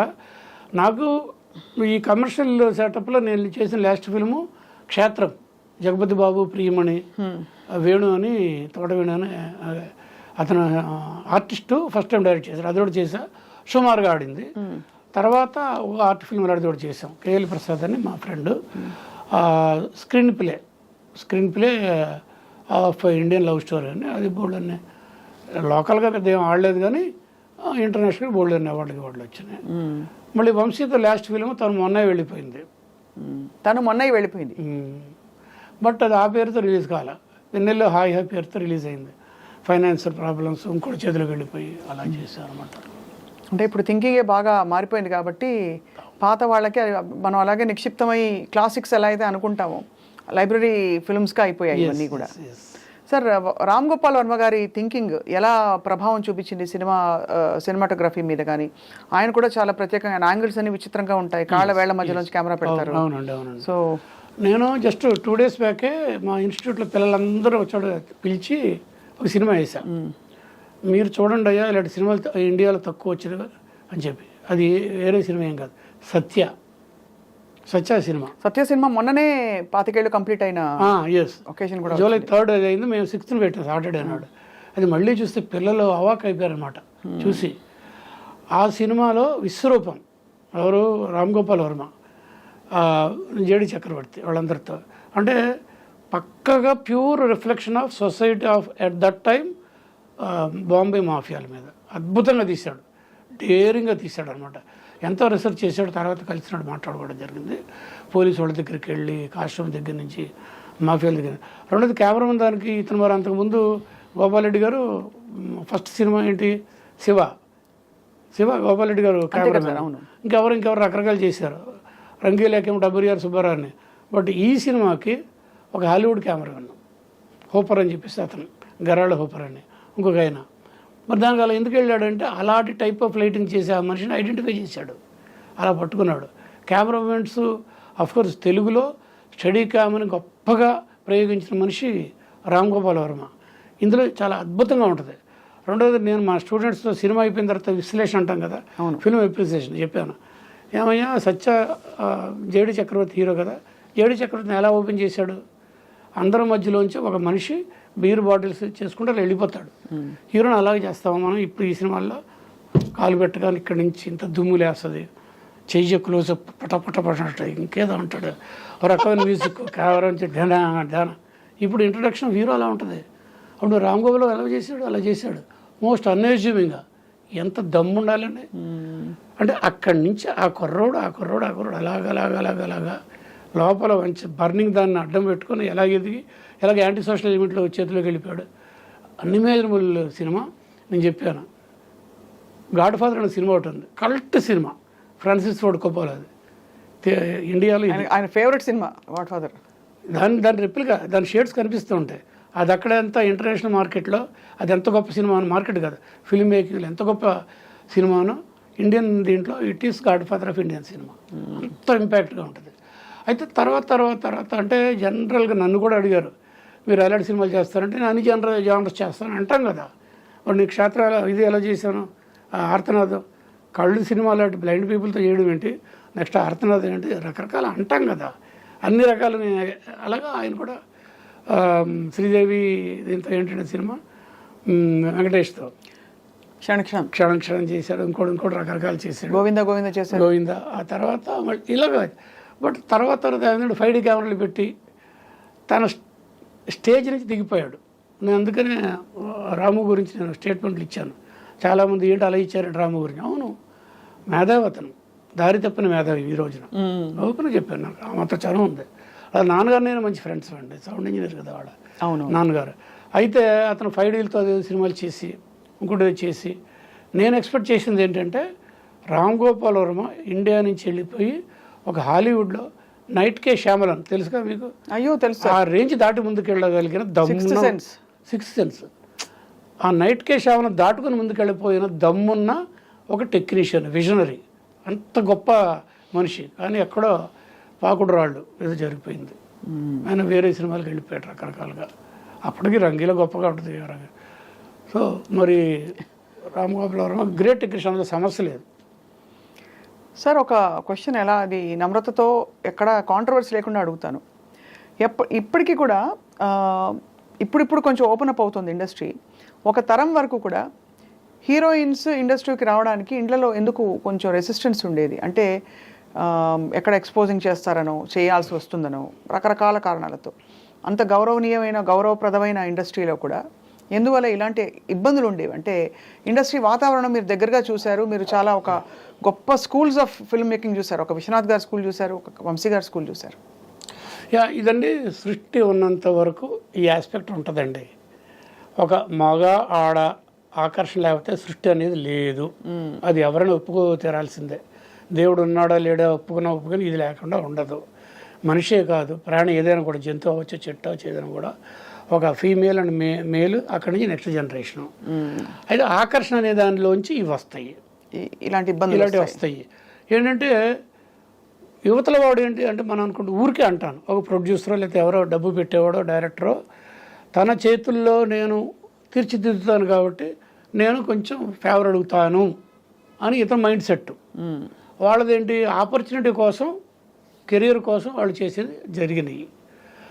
అటు చేసి ఏంటంటే మన వాళ్ళు ఫ్యామిలీ సైడ్ నుంచి వచ్చేవాళ్ళు దూరంగా ఉంటానికి కారణం ఇటాటి ఉచ్చులు బిగుసుకుంటాయి కాబట్టి అసలు ఎందుకు వచ్చిన గొడవ ఎందుకు అని. మరి ఆ రోజుల్లో కూడా ఇన్ని రకాలైన కాసిప్స్ ఉన్నా మరి భానుమతి గారి మీద ఒక కాసిప్ లేదే. ది గ్రేట్ భానుమతి రామకృష్ణ గారి మీద ఉండేవాళ్ళు ఉంటారు కొంతమంది ఆపర్చునిటీ కోసం మరి ఇలాగ లొంగేవాళ్ళు ఉంటారు. మరి అది early days of film making కదా ఆ రోజుల్లో. అవును. సో ఒకసారి షైన్ అయితే ఇన్ని కోట్లు పడగలుగుతాం అని అనుకున్నప్పుడు నెక్స్ట్లో కొంతమంది తెగించి బయటకు వచ్చినప్పుడు ఇంకా అది వస్తుంది. అది ఇప్పుడు నార్మలైజ్ అయిపోయింది. రైట్. అంటే ఇది మొన్న కూడా వచ్చింది మీటూ అనేది కదా. మీటూ ఏనా? అవునవును. ఇప్పుడు పాత కథలన్నీ బయటకు వస్తున్నాయి ఇప్పుడు చాలా. వాటి మీద అంటే ఏమైనా అవుతుందని కాదు కానీ ఒక ప్రయత్నం జరిగింది. అది ఇంకో మ్యాటర్ చెప్తారండి, మన సినిమా వాళ్ళ మీదే మాట్లాడతారు ఇవన్నీ. బయట సొసైటీ లేదు, ఇంతకంటే ఎక్కువ భయంకరాలు ఉన్నాయి, చాలా ఉంటాయి, అన్ని చోట్ల ఉంటాయి. పాలిటిక్స్లో ఉంది, కాంట్రాక్టర్స్లో ఉన్నారు, దాంట్లో ఉంది, దీంట్లో ఎక్కడ లేదండి. దీనివల్ల ఇంకో రకంగా చేస్తే దాని తగ్గట్టుగా ఎర్నింగ్ కోసం అని ఎంతమంది ది అదర్ జెండర్స్ చేయట్లేదు. అవును, సహజం అండి. కానీ మనం ఫోకస్ అయ్యాం అంతే. రైట్. సార్ ఇప్పుడు హీరోలు చూస్తే మీకు మీ అభిప్రాయం సార్? అంటే అల్లు అర్జున్ గారిని చూశారు, చాలా సహజంగా అన్ని సినిమాలు ఐఎమ్ షూర్ మీరు చూస్తుంటారు కదా సార్. పుష్ప కానీ స్వాతిముత్యంలో కిటికీకి రాలాడుతుంటాడు అల్లు అర్జున్ వెనకాల గ్రూపులో. ఇది కమల్ హాసన్ గారు ముసలి గెటప్లో వాళ్ళ ఫ్యామిలీ అంతా సినిమా ఓపెనింగ్ అదే కదా. అవును, అక్కడి నుంచి కదా బ్యాక్ అదే అల్లు అర్జునే కదా. అల్లు అర్జునే బన్నీ. సో అంటే నేను బన్నీ ఫ్యాన్ సార్. ఎస్, నేను కాదా, నేను కూడా నాకంటే చాలా చిన్నవాడు కదా అల్లు అరవింద్ గారు, మేమంతా కలిసి తిరిగిన వాళ్ళం. బట్ ది థింగ్ ఈజ్, మనిషిలో ఉండే కళను మనం ఆస్వాదించినప్పుడు అతన్ని మనం ఇది చేస్తాం, అప్రిషియేట్ చేస్తాం. కానీ ఇప్పుడు బాగా ఆ ఎక్స్ప్రెషన్స్ అవి కూడా సార్ ఒక డ్రమటైజేషన్ నుంచి ఆ స్కూల్ నుంచి ఇప్పుడు బాగా న్యాచురల్ రీకి మారిపోయింది కదా సార్. నిజంగా ఓ మాట చెప్పాను దానికి బన్నీ మనతో పాటు నేను ఇంకో ఆయన క్రెడిట్ ఇస్తాను, సుకుమార్ ఫిల్మ్ మేకింగ్లోంచి బన్నీ ఈ రూపాంతరం చెందాడు. That's my analysis. పర్టికులర్ మొన్న అదే పుష్ప, అది డైరెక్టర్ థాట్కి ఇతను కమిటెడ్గా అతను చేయగలిగాడు. మీరు అన్నట్టు అది తొక్కడం అలా కాకుండా ఒక ఇంపర్ఫెక్ట్ హీరోని చూపించి సాహసం చేయడం. అది మరి నేషనల్ అవార్డు రేంజ్ తను తీసుకున్నాడంటే మరి ఎఫర్ట్ తక్కువ పెట్టాడా? ఎంత ఇది గొప్ప ట్రాన్స్ఫర్మేషన్ అంటాం దాన్ని. ఏదో ఒకదంపుడు సినిమాలు చేసుకొని వెళ్ళిపోకుండా రన్ ఆఫ్ ది మిల్ అంటామా కాకుండా కొన్ని సినిమాలు అవి చేశారు, బట్ ఇలా కూడా చేయాలి. అలాగే డైరెక్టర్స్ డిలైట్, కెమెరాస్ డిలైట్ అనే ప్రభాస్ లాంటి స్టార్ సార్. ఏమనిపిస్తుంది సార్ మీకు? అంటే ఎందుకంటే బాహుబలిలో అసలు ఇంతకంటే పర్ఫెక్ట్గా చూపించచ్చా ప్రభాస్ అనే లాంటి స్టార్ని అనిపించింది సార్. అంటే ఆ అందం, అసలు బాణం పెట్టుకుని ఒక్కొక్క యాంగిల్ చూస్తుంటే అంత బాగా చూపించారు రాజమౌళి గారు. డెఫినెట్గా. అంటే అది మళ్ళీ అగైన్ ప్రభాస్ వాళ్ళ నాన్నగారు సూర్యనారాయణ రాజు గారు, మా భక్త కన్నప్పకి ఆయన ప్రొడ్యూసరు, అమరదీపానికి ఆయన ప్రొడ్యూసర్, నాకు బాగా క్లోజ్ మేము కదా. అప్పుడు చిన్నపిల్లవాడు ఇతను. వాళ్ళ కృష్ణరాజు గారు ఈయన అందరూ జైంట్స్ కదా. ఆ రాజులు క్షత్రియులు వాళ్ళ తాలూకు పర్సనాలిటీ అంతగానో ఇతరులో వచ్చేసింది. రెండోది వైజాగ్ సత్యానంద్ దగ్గర ట్రైనింగ్ అయ్యాడు. సో మనిషి మంచి మెరికలాగా తయారయ్యాడు. దానికి తగ్గట్టుగా యువతల అలాంటి పర్సనాలిటీని ఎలా చూపించాలనే ఒక డైరెక్టర్స్ రాజమౌళి లాంటి వాళ్ళు ఉన్నారు. ఇటు సార్లు అతని అదృష్టం ప్లస్ ఎఫర్ట్, తక్కువ ఎఫర్ట్గా చాలా గొప్ప ఎఫర్ట్ పెడతారు. ఒకప్పుడు అనుకునేవాళ్ళు సార్ హాయిగా సినిమా అంటే ఎంత సినిమా జీవితం ఎంత కష్టమో, ఆ ఎండ ఏమిటి, ఎన్ని గొడుగులు పెడితే మాత్రం అక్కడ కూర్చోవడం, పగలు రాత్రి తేడా లేకుండా డైటింగ్ చేయడం, ఎప్పుడు అందంగా కనిపించాలి చచ్చినట్టు. అంతే కదా సార్? ఎస్, డెఫినెట్గా. ఈ ఛాలెంజెస్ ఉంటాయండి. మీరు ఛాలెంజెస్ చేసుకోకపోతే ఏం గ్రోత్ ఉంటుందండి? అవును, చేయాల్సిందే. మరి చిరంజీవి గారు ది బిగినింగ్ నుంచి ఈ రోజుని చూస్తే ఎలాంటిదండి? ఎంత అసలు చిరంజీవి గారు ఇప్పుడు చూస్తే సార్ ఆయన వయస్సు వెనకెళ్ళిపోతున్నారు కదా. మరి డెఫినెట్లీ అది దానికి సూత్రం ఏంటంటేనండి, మన ఈయన అఖిల నాగేశ్వరరావు గారు చెప్తారనమాట. సార్ మీ లాంజివిటీకి సూత్రం ఏంటంటే ఆత్మసంతృప్తి. అందరూ మన వర్క్స్ని అప్రిషియేట్ చేస్తూ ఉంటే ఎక్కడ లేని బలం వస్తుంది. ఒక్కొక్క సినిమా పెద్ద హిట్ కొట్టిందంటే ఒక అమృతం ఒక బొట్టు తాగినట్టుగా వద్దు. నాకు అవార్డ్స్ వచ్చిన అది చేస్తే ఆటోమేటిక్గా అది ఆత్మ సంతృప్తి ఇస్తే శరీరం కూడా ఆయుష్ పెంచుకుంటూ పోతుంది. అంతే కదా సార్? ఎస్. సో ప్రభాస్కి వస్తే బాహుబలి ఇలాంటి సినిమాల్లో అతను అదృష్టంగా ఆ క్యారెక్టర్కి రాజమౌళి తీసుకొచ్చుకున్నాడు. బట్ దానికి ఈక్వల్లీ క్రెడిట్ అంటే బిహైండ్ ది స్క్రీన్, అంటే in front of the screen వాళ్ళే. ఎవరు? నాకు ఆ సినిమాలో ప్రభాస్ ఎంతో అంతకంటే తక్కువ కాకుండా ఈఎంఐ అనుష్క కాదండి సార్, రమ్యకృష్ణ గారు. అసలు ఏంటంటే ఆ పెర్ఫార్మెన్స్ అన్ఇమాజినబుల్ పెర్ఫార్మెన్స్ అండి. ఇతను అనుష్క వేరు, ఆ గ్లామర్ వేరు, పేరింగ్ వేరు, అది వేరు. పెర్ఫార్మెన్స్ మేడం ఎంత గొప్పగా చేసిందండి. నాకు ఆ సినిమాలో చాలా ఇష్టపడతాను ఆవిడ పెర్ఫార్మెన్స్ని. నేను చెప్పింది శాస్త్రం సంథింగ్ ఆ గెచ్చర్స్ కూర్చునే తీరు, అసలు తీరు అదంతా డైరెక్ట్ చెప్తాడు అనుకోండి, చెయ్యాలి కదండి. ఎంత గొప్పగా ఉందండి సినిమా. దానికి మించి నేను ఇంకో క్రెడిట్ ఇస్తాను, graphics with KK Sindhil camera అన్నీ కలిపితే ఒక గొప్ప ఇది జరిగింది. అంతే కదా సార్? సార్ చాలా అసలు అపారమైన అనుభవం. ఇప్పుడు మీ ఇన్స్టిట్యూట్లో ఎలా సార్ ఇప్పుడు మాలాంటి వాళ్ళు వచ్చి నేర్చుకోవచ్చు యాక్టింగ్ అన్నీ? మీలాంటి వాళ్ళ గురించి మీ వెయిటింగ్ సార్. అన్నీ ఉన్నాయండి. కంప్లీట్ యాక్టింగ్ ఉంది, యాక్టింగ్ చిన్నపిల్లలకు ఉందండి, వీకెండ్స్ ఉందండి, డైరెక్షన్కి ఉందండి. డైరెక్షన్కి సినిమాటోగ్రఫీ ఎక్కువ వస్తారండి మా దగ్గరికి. సినిమాటోగ్రఫీ రావడానికి ఎవరో రఘు అని ఒక ఆయన ఉన్నాడంట అనే ఒక చిన్న మాట కూడా ఉంది. వస్తారు, అన్నీ ఉన్నాయండి. ఎడిటింగ్ నాట్ ఎవ్రీథింగ్ ఉందండి, అన్నీ ఉన్నాయి. మంచి flourishing film institute, film school, not college. Annapurna అవన్నీ కాలేజీలో, మాది ప్రైవేట్ ఇన్స్టిట్యూట్. విషయం అర్థం చేసుకుంటే చాలు కదా సార్, ఏం పిలిచినా ఏం చేసినా ఆ స్కిల్ టెక్నిక్. సత్యానంద్ గారు ఎంతమందికి ఆయన ఆల్మోస్ట్ ఒక ఏమని చెప్పాలి, ఆహార్య దానం అనాలి దాన్ని, ఇంకేమంటారు దాన్ని, ఆహార్య బాడీ లాంగ్వేజ్ ఎలా ఉండాలి, ఎంతమందిని. సత్యానంద్ గురించి ఒక మాట సార్, నాకు కళ్ళుకి అసోసియేట్, ఈవి సత్యనారాయణ కో డైరెక్టర్, ఈవి వాళ్ళిద్దరు వెనకాల నన్ను అలాగ పెట్టారు. అతనికి నేను ఆర్టిస్ట్ సెలెక్ట్ చేసుకున్న తర్వాత ఒక 15 రోజులు వైజాగ్లో షూటింగ్ వెళ్ళక ముందు, అప్పుడెప్పుడో కేవీ రెడ్డి గారును వాళ్ళు చేసేవాళ్ళు అంట. 15 రోజులు వాళ్ళందరినీ కూర్చోబెట్టేసి సత్యానంద్ గారు అప్ చెప్పేసిన 5 బ్లైండ్ పీపుల్ని, ఈ కళ్ళు లేని వాళ్ళు చెవుని ప్రజెంట్ చేస్తారు సౌండ్కి. అది ఆయన చెప్పేవాడు వాళ్ళకి, ఎలా చేస్తారు ఏంటి, ఇది ఉండదుగా. అది చేసుకొని అంత అద్భుతంగా తీర్చిదిద్దాడు ఆయన సత్యానంద్. మరి వీళ్ళంతా అక్కడి నుంచి వచ్చినాడు, ప్రభాస్ అక్కడి నుంచి వచ్చాడు, మహేష్ బాబు, పవన్ కళ్యాణ్ ఫస్ట్ స్టూడెంట్ కదా అప్పట్లో. So wonderful. నాకు ఆ కళ్ళు సినిమా వాళ్ళిద్దరూ వెనకాల. మరొక కళ్ళు ఉంటుందా సార్? రీమేక్ అని అడుగుతున్నారండి. నాకు తెలుగులో రీమేక్ కాదు కానీ మరాఠీలో చేయాలని గట్టిగా ఆశ. అక్కడ బాగా రిసీవ్ చేసుకుంటారు. మలయాళంలో చేయడానికి చాలా దగ్గర దాకా వెళ్ళింది. ఆయన పెద్ద ఆయన ఒక ఆయన అక్కడ మరాఠీలో అప్పుడు శివాజీ గణేశన్ ఆయన పేరు గుర్తు. ఆయన ఏమన్నా అంటే నేనే ఐ కెన్ సీ ఏ వే ఈ కళ్ళు సినిమా, కానీ మీరు డైరెక్టర్గా కాదు. మా వాళ్ళు ఒప్పుకోరు. మీరు సబ్జెక్ట్ ఇవ్వండి, నేను మొత్తాన్ని డైరెక్టర్ అన్నీ ఇచ్చేస్తాను. ఆశ దోశ నాకేదా సార్? ఆశ దోశ అప్పడం వడ అనేవారు కదా ఒకప్పుడు. నేను ఒప్పుకోలేదు అక్కడ. ఎందుకంటే వాళ్ళ జనం ఇలా తమిళ్లో రిసీవ్ చేసుకుంటారు. తమిళ్లో కళ్ళు రాగానే అప్పుల్లో ఉన్న ఒక ఆయన ఫిల్మ్ ఛాంబర్ ప్రెసిడెంట్, పెద్ద ఆయన ఏజ్డ్, నా దగ్గరికి వచ్చాడు. రఘు మీకు ఎంత అయింది అంటే 7.5 లక్షలు అయిందండి అన్న. ఇదిగో 7.5 లక్షలు రేపు నీ చేతిలో పెడతాను, నాకు కాపీ ఇచ్చేయమంటాడు. సార్ నేను 7.5 లక్షలు ఎలా చేయగలిగానంటే వైజాగ్ మొత్తం నా ఫ్రెండ్స్, నా రిలేషన్స్ అందరికీ ₹1,00,000 అయితే నాకు 10,000 అయిపోయినాయి. అన్నీ చాలా ఫ్రీగా వచ్చేసినాయి. ఆర్టిస్టులు పెద్దగా నేనే ఇవ్వలేదు. అలాగే చేసుకున్నాను కాబట్టి నా ఇన్ఫ్లుయెన్స్ అంతా ఉపయోగించాను. బాలుగారికి 25,000 ఇచ్చా అంతే. ఇంకా ఇది ఇంత చేసుకుంటే అలా చేయగలిగానండి. అది నా వల్ల కాదు. మీరు నాకు కూలీ ఇచ్చేయండి, డైరెక్టర్గా మీరు అనుకుంది ఇచ్చేయండి, స్క్రీన్ ప్లే, డైరెక్షన్, ఫోటోగ్రఫీ అంటే ఆయన చెప్తానని వెళ్ళిపోయాడు అంతే. తమిళ్లో బాగా రిసీవ్ చేసుకుంటారు ఇలా సబ్జెక్ట్ కదా. అవును, మలయాళం రిసీవ్ చేసుకుంటారు, మరాఠీలు ఇంకా బాగా రిసీవ్ చేసుకుంటారు. సరే, అది తెలుగులో కంటే దాంట్లో చేయాలని ఒక ఇది. ఇప్పుడు ప్రస్తుతం వేరే మెగా ప్రాజెక్ట్ ఒకటి ప్లానింగ్లో ఉన్నాం. అవునా సార్? అంటే మెగా ప్రాజెక్ట్ కాదు, సినిమాయే కదా.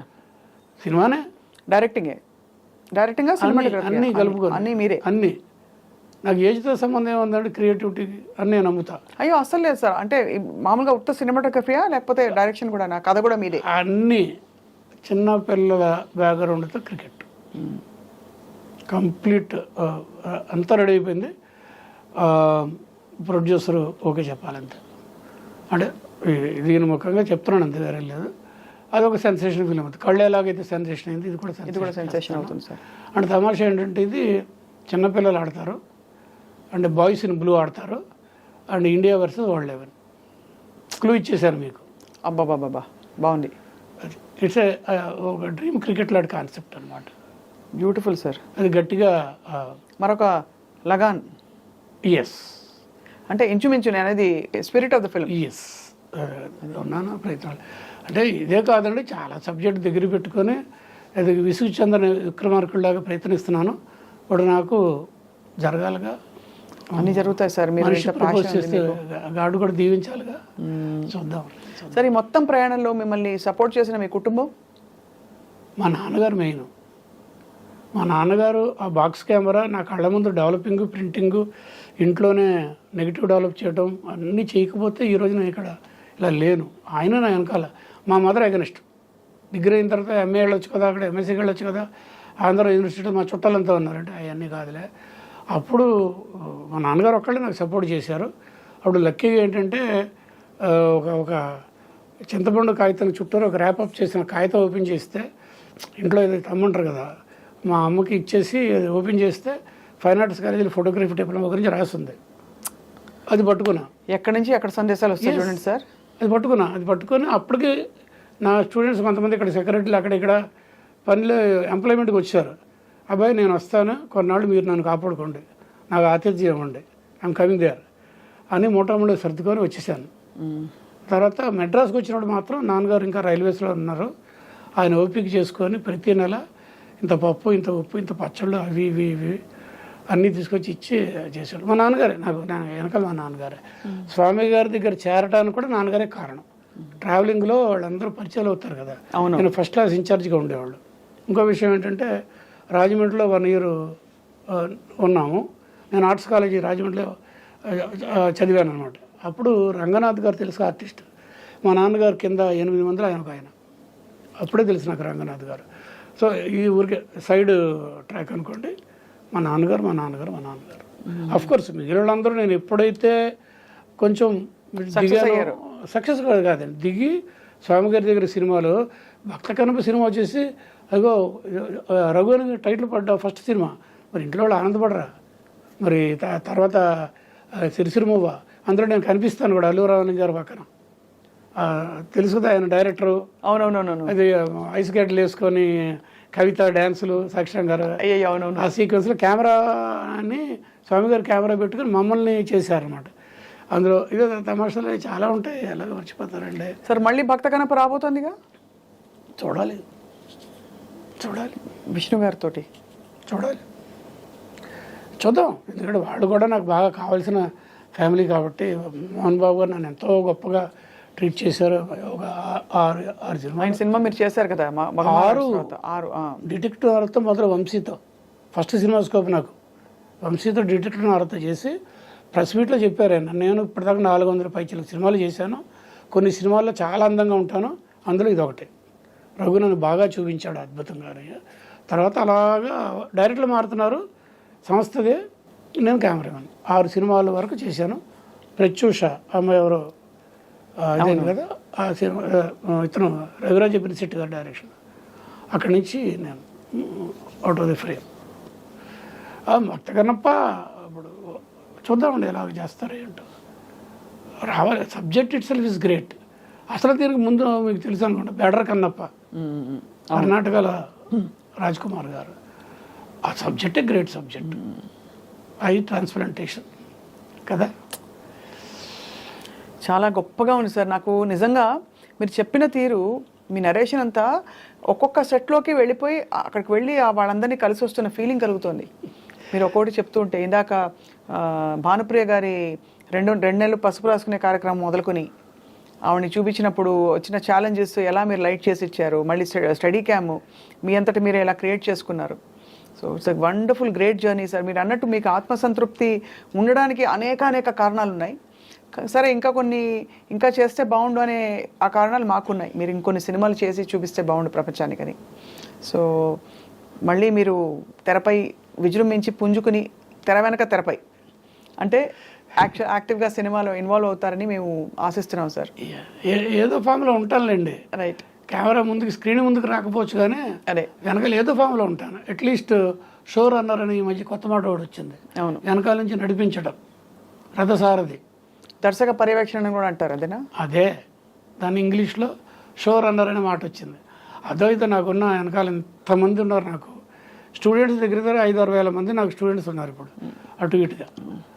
నా కెమెరా అసిస్టెంట్స్గా శిష్యులు ఉన్నారు. 6,001 సార్, మమ్మల్ని కూడా కలుపుకోండి సార్. మీరు ఆస్కార్ కమిటీ మెంబర్గా కూడా ఉన్నారుగా.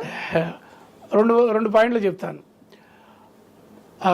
ఆస్కార్ అవార్డ్స్ మీకు తెలుసు కదా, అందులో బెస్ట్ ఫారిన్ ఫిల్మ్ కేటగిరీ ఒకటి ఉంటుంది, తెలుసుగా మీకు? అవునవునవును.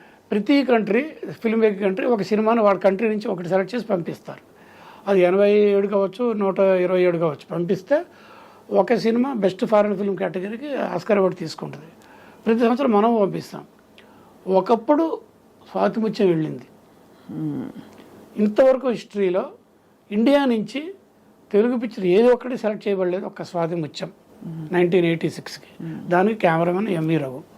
వాళ్ళు ఇచ్చిన సర్టిఫికేట్ నా దగ్గర ఉంది, వాళ్ళది, ఇది అకాడమీ వాళ్ళది. మొన్న 23 సంవత్సరంలో 2023లో ఆస్కార్ అవార్డు కమిటీలో, ఇండియన్ ఆస్కార్ కమిటీలో నేను మెంబర్ని. 14 మంది డిఫరెంట్ స్టేట్స్ నుంచి వచ్చిన దాంట్లో ఈ తెలుగు స్టేట్స్ నుంచి నేను 4 సినిమాలు, తెలుగు సినిమాలు. సో మీరు అంటే సెలెక్ట్ చేస్తారా సార్ ఏవే పంపించచ్చని? అవునండి, అన్ని సినిమాలు చూసి 40 పైచీలకు వస్తే వాళ్ళు ఫస్ట్ దీంట్లో వచ్చేసుకొని 24 సినిమాలు మేము చూసాం. అందులో మన తెలుగు సినిమాలు బలగంతో పాటు ఇలా అని చివరికి రకరకాల ఆర్గ్యుమెంట్లు, ఇది ఎందుకు చివరికి 2018 అక్కడ కేరళలో ఫ్లడ్స్ వచ్చినప్పుడు గవర్నమెంట్ ఫండ్ సపోర్ట్ లేకుండా జనాలే ఎవరికాళ్ళు ఇన్వాల్వ్ అయ్యి స్టేటస్ మర్చిపోయి, ఇది మర్చిపోయి, రిలీజన్ మర్చిపోయి అందరూ కలిసి కాపాడుకున్నారు. చాలా గొప్పగా ఉంటుంది, దానికి ఇచ్చాం. అది నాకు ఇట్స్ ఎ ప్రౌడ్ మూమెంట్ అనమాట. చాలా గొప్ప member of all India Oscar committee. Excellent sir. I hope మీ చేతుల మీదుగా మంచి ఎంట్రీస్ వెళ్ళి మనకి తప్పకుండా ఎందుకంటే తెలుగు చిత్ర పరిశ్రమ, భారతీయ చిత్ర పరిశ్రమ ఇప్పుడు చాలా గొప్ప కాంట్రిబ్యూషన్ ఇచ్చింది వరల్డ్ సినిమాకి కూడా. అందులో ఇప్పుడు కల్కి ఇంకా అక్కడికి వెళ్ళిపోయింది. బాగుంది సార్ అనమాట. చూసారా సార్ కల్కి మీరు? అంటే చూసారా అంటే అలా కాదు, చూసారా అని. అది దాని గ్లోరీ వింటున్నానండి, చూడలేదు. కానీ సినిమా నేనండి ఒక వారం 10 రోజులు దాటితే కానీ చూడండి. ఎందుకంటే ముందు రోజుల్లో అసలైన సినిమా మనం చూడమండి, ఫ్యాన్స్ తాలూకు ఎమోషన్స్ చూస్తాం. టికెట్ తీసుకొని వచ్చి లోపల కూర్చొని ప్రతి దానికి విజిల్స్ చేసి చప్పట్లు కొట్టేసి గొడవ కొడుతుంది. అందుకని సినిమాగా చూడాలంటే కొద్ది రోజులు అవ్వాలి. అంతే సార్. రియల్ ఫిల్మ్ ఎంజాయ్ చేసే ప్రేక్షకులు అప్పుడు చూస్తా, అప్పుడు ఫ్యామిలీతో వెళ్ళి చూస్తాను అనమాట. ఇది ఎట్ టు సీ. బట్ దాని గురించి వింటున్నాను నేను, చాలా గొప్పగా చెప్తున్నారు కల్కి గురించి. ఎందుకంటే నా మిత్రుడే సునీదత్, మేమంతా కలిసి కాలేజీలో చదివాం కదా. అవును సార్. అవును. అతనిగా ప్రొడ్యూసరు, అవును, పెళ్లి కూడా కాలం కలిసి తిరుగుతున్న రోజుల్లో అతను ప్రొడ్యూసర్గా సినిమా కూడా చేశాను నేను. అశ్విని దత్ ప్రొడ్యూసర్గా బ్రహ్మరుద్రులు అని వెంకటేష్ కెరీర్లో సెకండ్ ఫిల్ము. ఫస్ట్దేమో రాఘవేంద్ర గారి సినిమా పాండవులు ఏదో, అవునవును. రెండోది ఇది అగ్రనాగేశ్వరరావు గారు ప్లస్ వెంకటేష్, అశ్విని దత్ మంచి ప్రియమిత్రుడు అప్పట్లో. ఇప్పుడు చిరంజీవి అలా వెళ్ళిపోయాడు, అశ్విని దత్ అలా వెళ్ళిపోయాడు, పెద్ద పెద్ద రేంజ్కి వెళ్ళిపోయారు. చిరంజీవికి నాకు నమ్మకం ఇంకేంటంటే, నేను ఖాళీ చేశాను, రూమ్ బయటకు వెళ్ళాను, అదే రూములో చిరంజీవి, సుధాకరు, ఇతను ఆర్టిస్ట్ చనిపోయాడు, అతను కూడా చనిపోయాడు, అతను ముగ్గురు చేరారు. ఎప్పుడు రెగ్యులర్ అతను స్టూడెంట్గా ఉన్నప్పటి నుంచి మేము కలిసి తిరిగేవాడు. ఇది ఇంకా వేషాలు కూడా కాలేదు, ట్రైనింగ్ అవుతున్నాడు. మెడ్రాస్ ఫిలిం ఛాంబర్ వాళ్ళు ఒక ట్రైనింగ్ ఇన్స్టిట్యూట్ పెట్టినప్పుడు వీళ్ళకి ముందు జనరేషన్, ఒక సంవత్సరం ముందు రజనీకాంత్, రాజేంద్ర ప్రసాద్ వాళ్ళు ఉన్నారు. నెక్స్ట్ ఈ బ్యాచ్లో ఇతను ఉండేవాడు వరప్రసాద్. అప్పటి నుంచి పరిచయం. తర్వాత సినిమాలోకి వచ్చిన డే 1 నుంచి నాకు తెలుసు. అలాగే చిరంజీవికి నాకు నాగబాబు గారు, మాకు అందరికీ మంచి ఫ్యామిలీ బ్యాక్గ్రౌండ్స్ కూడా కొన్ని రిలేషన్స్ ఉన్నాయి. ఇక్కడికి వెళ్ళిపోయాడు. గొప్పగా ఉంది సార్ మీ జర్నీ అంతా వినడం, మాకు చాలా అదృష్టంగా భావిస్తున్నాం. అతి త్వరలో మళ్ళీ మిమ్మల్ని మీ కొత్త ప్రాజెక్ట్ మొదలయ్యాక మేము పలకరిస్తాం, మిమ్మల్ని బోల్డ్ విషయాలు తెలుసుకుంటాం. నమస్కారం ఎంబీ రావు.